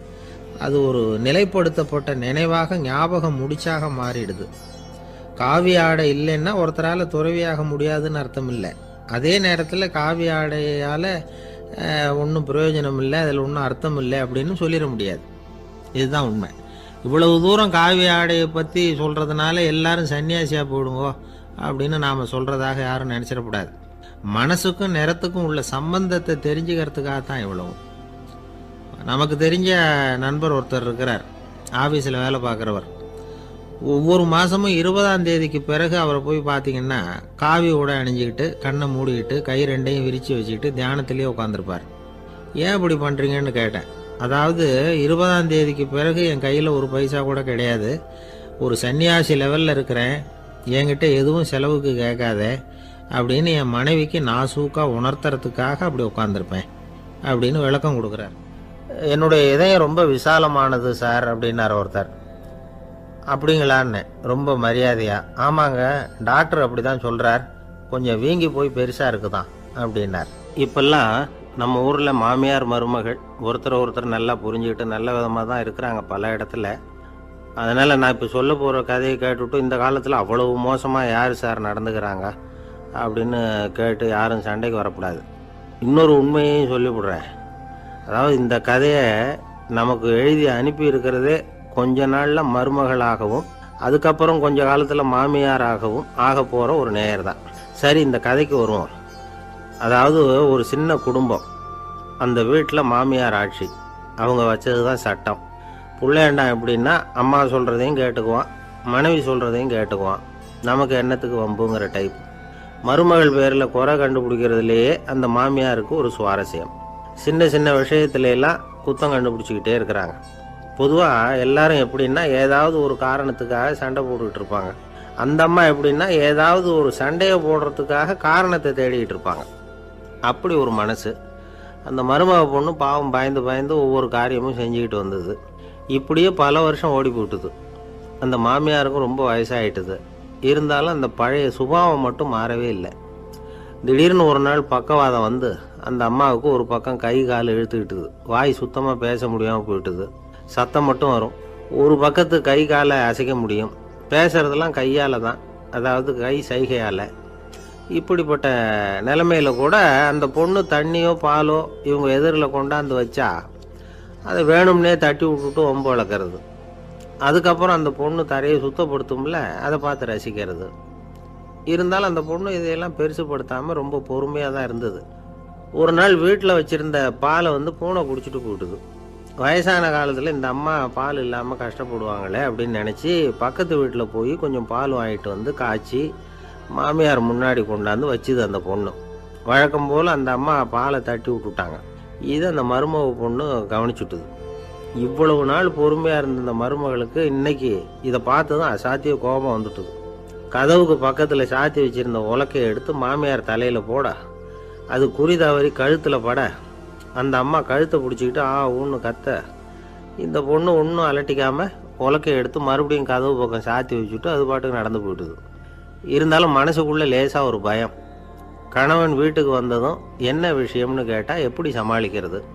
அன்னைக்குன்னு பார்த்து ரொம்ப நேரம் கழித்து வீடு சேர்ந்தான் கணவன். உடனே அந்த அம்மா புகார் பண்ண ஆரம்பிச்சுட்டுது. பேச்சு தான் வராத, அதனால் ஒரு பக்கத்து கையால் சைகை காட்டுது. கதவுக்கு பக்கத்தில் இருந்த உலக்க பக்கமாக கையை நீட்டி காட்டி, அப்படியே அந்த கையை தன் கழுத்துக்கு பின்பக்கமாக சுற்றி காட்டி, நாக்கை வெளியில் நீட்டி நடந்த விஷயத்தை புரிய வைக்கிறதுக்கு முயற்சி பண்ணுது. இவனுக்கு ஒன்றும் புரியல, என்ன சொல்கிறாங்க அம்மா அப்படின்னு மனைவிகிட்ட கேட்குறான். அதுக்கு அந்த பொண்ணு ரொம்ப புத்திசாலித்தனமா, என்னங்க உங்கள் அம்மா சொல்கிறது உங்களுக்கு இன்னும் புரியலையா? அவங்க உங்களை பார்த்து என்ன சொல்கிறாங்கன்னா, ஏண்டா உலக்க மாதிரி நிற்கிற, சாக போகிற எனக்கு சங்கிலி எதுக்கு, என் கழுத்தில் கிடக்கிற இந்த சங்கிலியை கழட்டி என் மருமக கழுத்தில் போடுறா அப்படின்னு சொல்கிறாங்க அப்படின்னு தான். ஓ அப்படியா விஷயம்னு சொல்லி அம்மா கழுத்தில் இருந்த சங்கிலியை எடுத்து மனைவி கழுத்தில் போட்டுட்டு, அம்மா உன் விருப்பப்படியே போட்டாச்சு, இனிமேலாவது நிம்மதியாக படுத்து தூங்கு அப்படின்னு சொல்லிவிட்டு உள்ளே போயிட்டான். பார்த்தீங்களா கதையை? அதனால தான் மாமியார்கள் சைகை காட்டுறதுன்னா கூட இனிமேல் ஜாக்கிரதையாக இருக்கணும். ஆஃபீஸில் வேலை பார்க்குற ஒருத்தர் வந்தார். பேசாமல் ஒரு 10 நாள் லீவு போட்டுடலாமா பார்க்குறேன் அப்படின்னார். ஏன்னு கேட்டோம். என்னுடைய மேலதிகாரி ஒரு முசுடு சார், அவர்கிட்ட வேலை பார்க்குறது ரொம்ப கஷ்டமாக இருக்குது அப்படின்னார். ஆஃபீஸில் வேலை பார்க்குறவங்கெல்லாம் ஒரு விஷயத்தை நல்லா ஞாபகத்தில் வச்சுக்கணும். மேலதிகாரிங்கிறவர் ஒரு பெரிய மகான் இல்லை, அவரும் ஒரு மானிட பிறவி தான். சராசரி மனுஷனுக்குள்ள பலம் பலவீனம் ரெண்டும் அவருக்கும் உண்டு. அதனால் அவரை கொஞ்சம் அனுசரித்து போகிறதுக்கு பழகிறது தான் நல்லது. மேலதிகாரிகளில் பல வகை உண்டு, அதில் முக்கியமாக 3 வகை. அதில் ஒரு வகை எப்படி தெரியுமா? உங்களை ஒரு வேலை செய்கிற மெஷினாக மட்டுமே நினைக்கக்கூடிய வகை. இவங்கள்லாம் எப்படின்னா, எங்கேயாவது வெளியூர் போயிருந்தா கூட அங்கேருந்து ஃபோன் பண்ணுவாங்க, அந்த வேலை என்னாச்சு இந்த வேலை என்னாச்சு அப்படின்னு. இவங்களுக்கெல்லாம் உங்கள் நலனை பற்றியோ உங்கள் குடும்பத்தை பற்றியோ அக்கறை இருக்காது. நீங்கள் சொல்கிற யோசனை எதுவும் இவங்ககிட்ட எடுபடாது. கொடுத்த வேலையை பாரு, நீ எனக்கு புத்தி சொல்ல வேணாம் அப்படிம்பாங்க. இவங்களை அனுசரித்து போகிறதுக்கு ஒரே வழி, இவங்க எதை சொன்னாலும் சரின்னு சொல்லிவிட்டு வேலையை கவனிக்க வேண்டியது தான். இவங்ககிட்ட வேற எந்த கேள்வியும் கேட்டுக்கிட்டு இருக்கக்கூடாது. ஆமாம் சாமி போடுறது கௌரவ குறைச்சல் இல்லை, அது ஒரு அலுவலக சௌகரியம், அவ்வளவுதான். இன்னொரு வகையான மேலதிகாரிகள் எப்படி தெரியுமா? இவங்கெல்லாம் ஆஃபீஸ் வேலையை பற்றி அதிகமாக கவலைப்பட்டுக்கிட்டு இருக்க மாட்டாங்க. தங்களுடைய சொந்த இமேஜ் பாதிக்கப்படக்கூடாதுங்கிறதுலையே கவனமாக இருப்பாங்க. இவங்கெல்லாம் அடிக்கடி உங்கள் நலனை விசாரிப்பாங்க. அதே மாதிரி நீங்களும் அவரை விசாரிக்கணும்னு எதிர்பார்ப்பாங்க. இந்த ரக அதிகாரிகளுக்கெல்லாம் புது வருட வாழ்த்து அனுப்பலாம், பிறந்தநாள் வாழ்த்து அனுப்பலாம். அவருக்கு எங்கேயாவது ஒரு பாராட்டு விழா நடந்தால் முதல் வரிசையில் போய் உட்காந்து உங்கள் முகத்தை காட்டலாம். ஆஃபீஸ் வேலையை மட்டுமே பார்க்குற பணியாளர்கள் இது மாதிரி அதிகாரிகள்கிட்ட நல்ல பேர் வாங்க முடியாது. இன்னொரு வகையான மேலதிகாரிகள் உண்டு. அவங்க எப்படின்னா, ஆஃபீஸ் வேலையை பற்றியும் கவலைப்பட மாட்டாங்க, தனக்கு கீழே வேலை பார்க்குறவங்கள பற்றியும் கவலைப்பட மாட்டாங்க. எக்காரணம் கொண்டும் தன்னுடைய பொசிஷனுக்கு ஆபத்து வந்துடக்கூடாதுன்னே நினைக்கக்கூடியவங்க இவங்க. இவங்களால் கடுமையான வேலை செய்யவும் முடியாது, தீர்மானிக்கவும் முடியாது. எந்த முடிவையும் எடுக்காமல் அப்படியே தள்ளி போட்டுக்கிட்டே போடுவாங்க எல்லாத்தையும். இதனால் என்ன ஆகும்னா, இவருக்கு கீழே வேலை பார்க்குற உங்களுக்கு பொறுப்பு அதிகமாகிடும். இவங்ககிட்ட போய் பிரச்சனையை மட்டும் சொல்லி பிரயோஜனம் இல்லை, அதுக்கான முடிவுகளை நீங்களே சொல்லணும். அப்போ தான் இது மாதிரி அதிகாரிகள்கிட்ட நல்ல பேர் வாங்கலாம். அட்லீஸ்ட் கெட்ட பேர் வாங்காமலாவது காலம் தள்ளலாம். ஆஃபீஸில் வேலை பார்க்குறவங்க முக்கியமாக சில விஷயங்களை ஞாபகத்தில் வச்சுக்கணும். ஆஃபீஸில் நடக்கிற நல்லது கெட்டது எதுவாக இருந்தாலும் உடனடியாக மேலதிகாரிகிட்ட தெரிவிக்கிறது நல்லது. 3வது மனிதர் மூலமாக அதை அவர் தெரிஞ்சுக்கிறது அவ்வளவு நல்லதில்லை. எந்த மேலதிகாரியுமே தான் இந்த சர்பாஸ் செய்யப்படுறத விரும்புறதில்ல. அதனால் அவருக்கு தெரியாமல் மேலிடத்துக்கு மணி எழுதி போடக்கூடாது. அப்படி எழுதி போடுறவங்க சில பேர் இருக்கிறாங்க. நீங்களும் உங்கள் மேலதிகாரியும் தொழில் ரீதியாக ஒரே படிப்பு படித்தவராக இருக்கலாம். அப்படி இருந்ததுன்னா அட்ஜஸ்ட் பண்ணி போகிறது கொஞ்சம் கஷ்டம்தான்.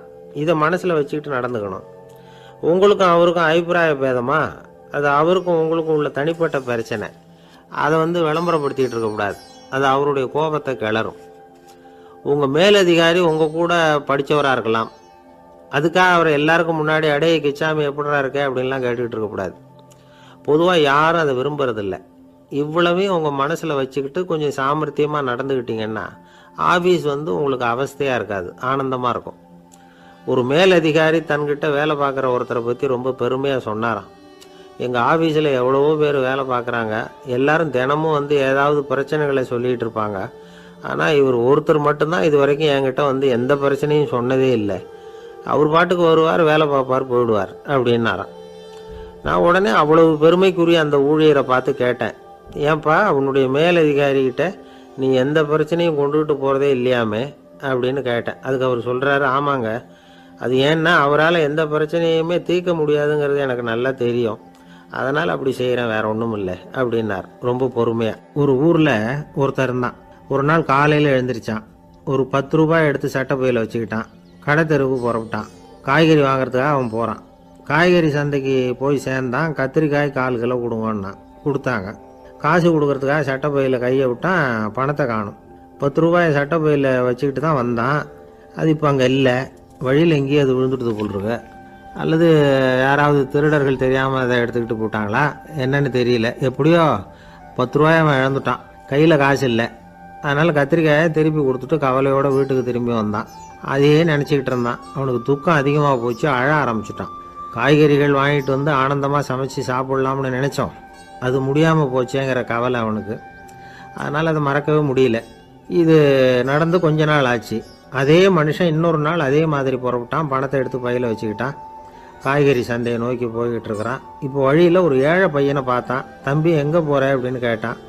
ஐயா பள்ளிக்கூடத்துக்கு போய்கிட்டு இருக்கிறேன்னா அவன்.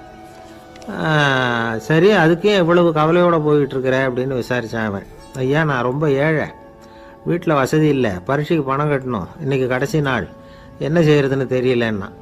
இவன் பார்த்தான். தாங்கிட்ட இருக்கிற பணத்தை எடுத்து அந்த பையன்கிட்ட கொடுத்தான். இதை வச்சுக்கோ, உடனே பணத்தை கட்டு, நல்லா படி, பரீட்சை எழுது அப்படின்னு சொல்லிவிட்டு திரும்பி வந்துட்டான். வெறுங்கையோடு திரும்பி வந்தோம். வீட்டில் கேட்குறாங்க, எங்கே காய்கறின்னு வழக்கம் போல் கேட்டாங்க. இவன் நடந்ததை சொன்னான். இப்போ வீட்டில் இருந்தவங்க அவங்ககிட்ட ஒரு கேள்வி கேட்டாங்க.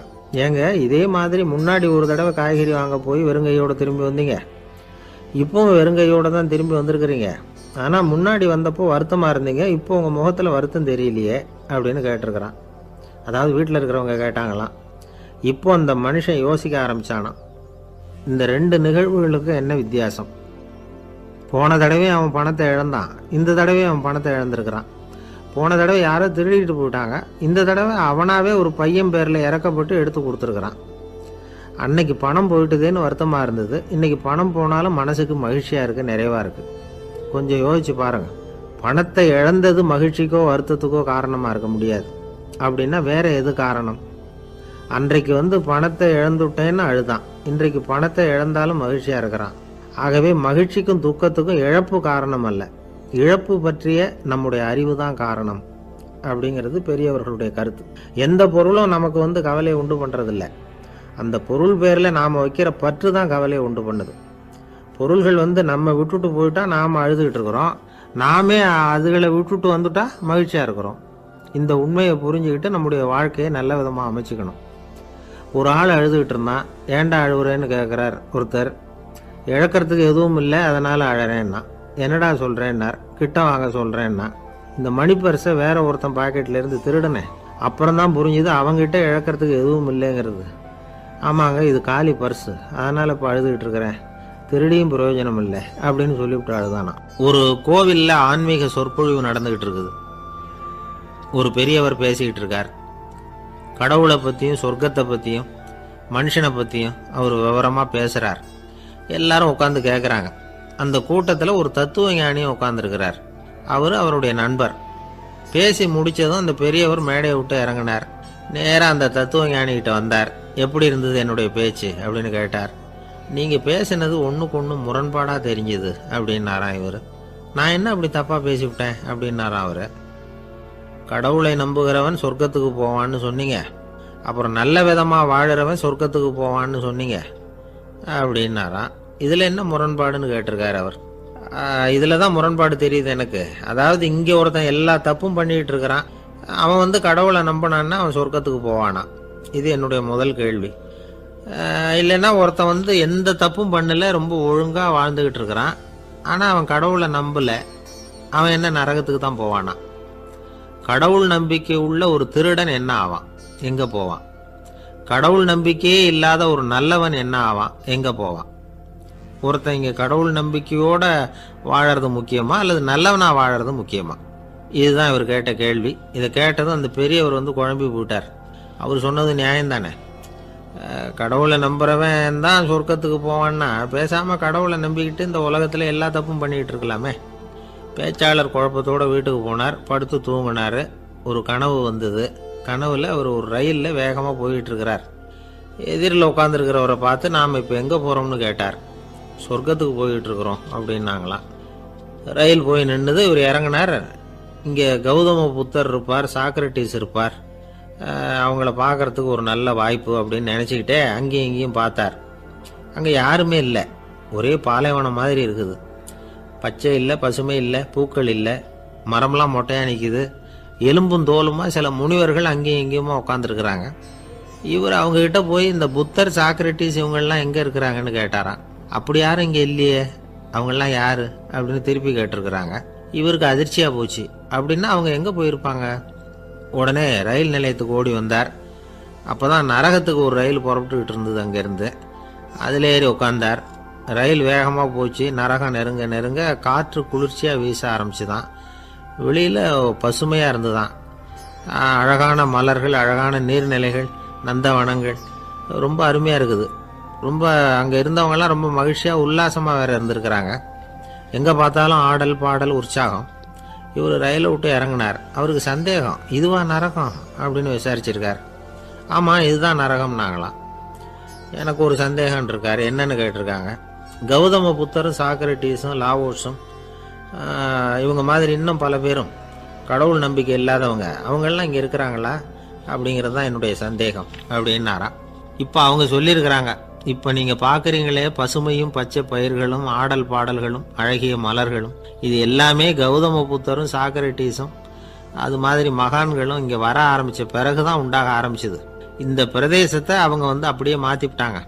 இப்போலாம் இங்கே இருக்கிறவங்க யாரும் சொர்க்கத்துக்கு போகிறதுக்கே ஆசைப்படுறதில்ல அப்படின்னாங்களாம்.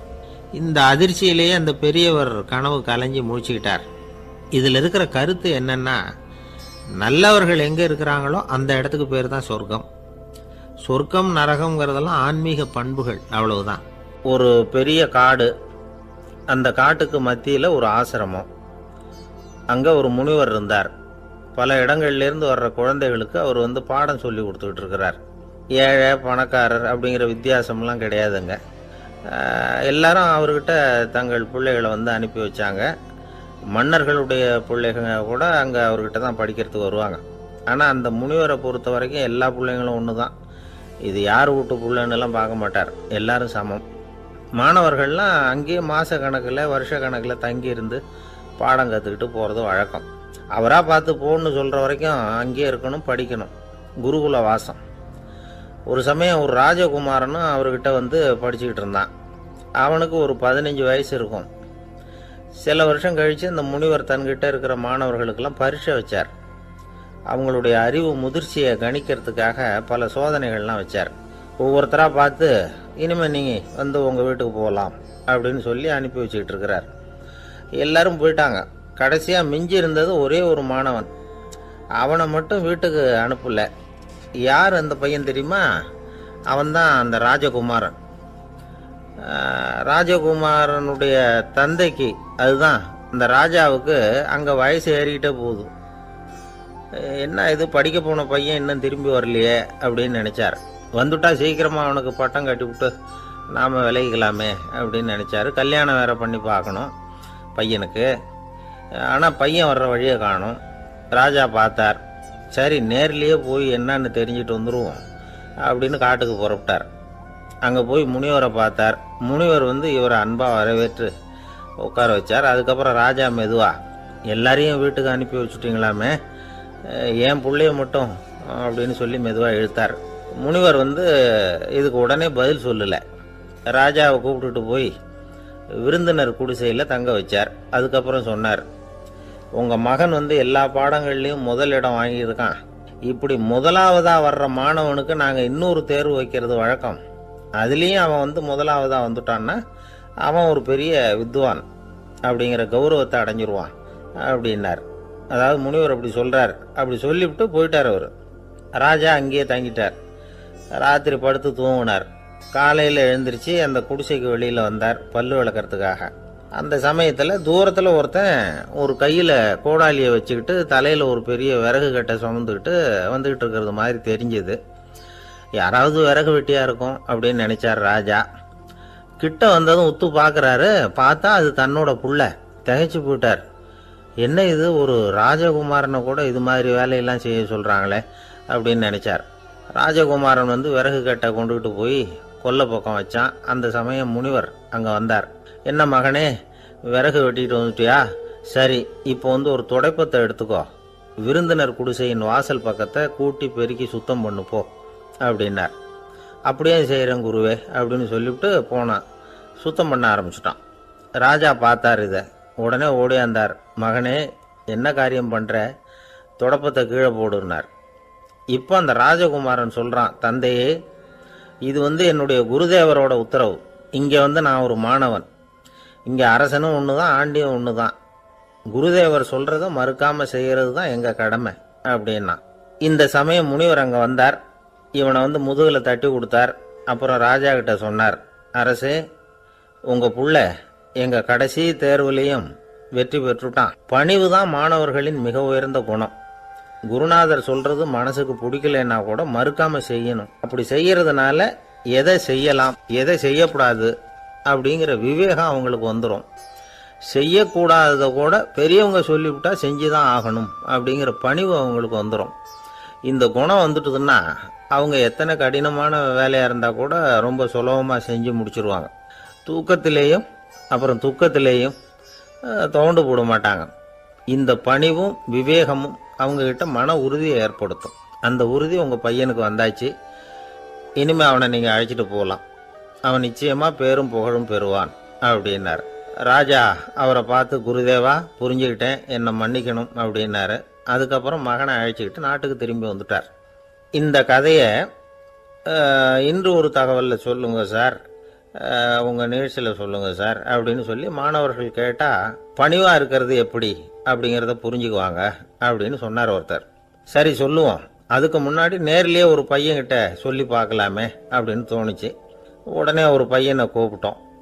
ஏன்பா, உங்கள் வாத்தியார் உனக்கு இது மாதிரி ஒரு பரீட்சை வச்சா என்ன பண்ணுவேன் அப்படின்னு கேட்டோம். நானும் அப்படி தான் சார் நடந்துக்குவேன், விறகு வெட்டுவேன், தொடப்பத்தினால கூட்டி சுத்தம் பண்ணுவேன், உடனே செஞ்சு முடிச்சிருவேன் சார் அப்படின்னா. பலே பரவாயில்லையே அப்படின்னோம். ஆமாம் சார், அப்படி செஞ்சாதானே வீட்டுக்கு அனுப்புவார், இல்லைன்னா இன்னொரு வருஷம் இங்கேயே இருந்து படின்னு சொல்லி விடுவார், அதனால் அப்படி செய்வேன் அப்படிங்கிறான் அந்த பையன். இந்த உலகத்தில் உண்மையாகவே வேதாந்தம் பேசுகிறவங்களும் உண்டு, உள்ளுக்குள்ளே வேற மாதிரி இருந்துக்கிட்டு வெளியில் வேதாந்தம் பேசுகிறவங்களும் உண்டு. ஒரு ஆள் இருந்தார். அவரும் ஒரு கடை வச்சு வியாபாரம் பண்ணிக்கிட்டு இருந்தார். மகா கஞ்சன், யாருக்கும் எந்த உதவியும் செய்ய மாட்டார். எச்சில் கையென்ன ஈர கையை கூட உதற மாட்டார். அப்படிப்பட்ட மனுஷன். அந்த ஊருக்கு ஒரு முனிவர் வந்துக்கிட்டு இருந்தார். வருஷத்துக்கு ஒரு தடவை வருவார். ஒரு நாள் 2 நாள் இருப்பார், அப்புறம் போயிடுவார். அந்த முனிவர் வர்றப்போலாம் இந்த ஆள் எழுந்திரிச்சு ஓடி போய் அவரை வரவேற்பான். ரொம்ப பெரிய வேதாந்தி மாதிரி அவர்கிட்ட பேசிக்கிட்டு இருப்பான். காயமே இது பொய், வெறும் காற்றடைத்த பையும்மா, தர்மம் தலைகாக்கும்மா. பணம் என்ன சார் பணம், இன்னைக்கு ஒருத்தன் கையில் இருக்கும், நாளைக்கு ஒருத்தன் கையில் இருக்கும், எல்லாம் மாயம். எனக்கு தான் இன்னமும் இந்த சம்சார பந்தத்திலிருந்து விடுபடுறதுக்கு நேரம் வரலேம்மா. அந்த முனிவரும் இந்த ஆள் இப்படி சொல்கிறத கேட்ட உடனே, ஏப்பா அப்படி சொல்கிற, இப்போ கூட நீ சரின்னு சொல்லு, உனக்கு தீட்சை கொடுத்து இதிலிருந்து விடுபடுற ஞானத்தை போதிக்கிறேன் பார். உடனே அந்த ஆள் என்ன சொல்லுவான் தெரியுமா, ஐயோ சாமி, இப்போ அது எப்படிங்க முடியும், பிள்ளைங்கள்லாம் சின்ன சிறுசுங்க, அதுகளுக்கெல்லாம் ஒரு கல்யாணம் காட்சின்னு செஞ்சு கடமையை முடிச்சுட்டா நீங்கள் சொல்கிறபடி செஞ்சு விடலாமா. சரி, இன்னும் முனிவர் போயிடுவார். அடுத்த வருஷம் வருவார். இவன் வழக்கம் போல் வேதாந்தம் பேசுவான். சரி, தீட்சை கொடுக்குறேன் வா அம்பார். பேரம்பேத்தியை பார்க்கணும், கோர்ட்டில் கேஸ் ஒன்று இருக்குது, அது முடியணும் அப்படின்னு தயங்க ஆரம்பிச்சிருவான். எல்லாம் சொல்லுவான், ஆனால் குடிக்கிறதுக்கு தண்ணி கூட கொடுக்க மாட்டான். ரொம்ப வருஷம் கழித்து மறுபடியும் ஒரு நாள் அந்த ஊருக்கு முனிவர் வந்தார். இவன் கடைக்கும் வந்தார். அப்புறம் அங்கே கல்லாவில் நம்ம ஆள் இல்லை, அவன் புள்ள தான் உட்காந்துருக்கிறான். அப்பாவை போலவே புள்ளையும் எழுந்திரிச்சு ஓடியாந்து முனிவரை வரவேற்றான். அப்பா எங்கேன்னு விசாரிச்சார் முனிவர். ஐயோ, அதை ஏன் கேட்குறீங்க சாமி, உங்ககிட்ட தீட்சை வாங்கி இந்த சம்சார பந்தத்திலேருந்து விடுதலை பெறணும்னு சொல்லிக்கிட்டே இருப்பார்.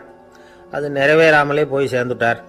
போன மாதம் ஒரு நாள் திடீர்னு நெஞ்சு வலிக்குதுன்னார், அவ்வளோதான் போட்டுன்னு போயிட்டார் அப்படின்னு புலம்புனான் பையன். இதை கேட்டதும் முனிவர் சிரிச்சாரான். அவன் எங்கடா போவான், உன் அப்பா எங்கேயும் போகல, இதோ வாழை ஆட்டிக்கிட்டு உன் காலடியிலே இருந்துக்கிட்டு இருக்கான் பார் அப்படின்னு சொல்லி அங்கே நின்றுக்கிட்டு இருந்த ஒரு நாயை சுட்டி காட்டினாரான். என்ன சாமி சொல்கிறீங்க அப்படின்னு ஆச்சரியமாக கேட்டிருக்கான் பையன். உடனே முனிவர் அந்த நாயோட தலையில் ஒரு தட்டு தட்டி பேசுகிறா அப்படின்னாரான். உடனே அந்த நாய் வேதாந்தம் பேச ஆரம்பிச்சுட்டு தான். காயமே இது போய் வெறும் காற்றடைத்த பைய அப்படின்னு தான். முனிவர் சொன்னார், அடே இப்போவும் ஒன்றும் கெட்டு போகல, நீ விரும்புனா சொல்லு, உனக்கு தீட்சை கொடுத்து என் பின்னாடியே அழைச்சிட்டு போயிடுறேன், அங்கே அழைச்சிட்டு போய் உனக்கு ஞானத்தை போதிக்கிறேன், வர்றியா அப்படின்னு கேட்டிருக்காரு.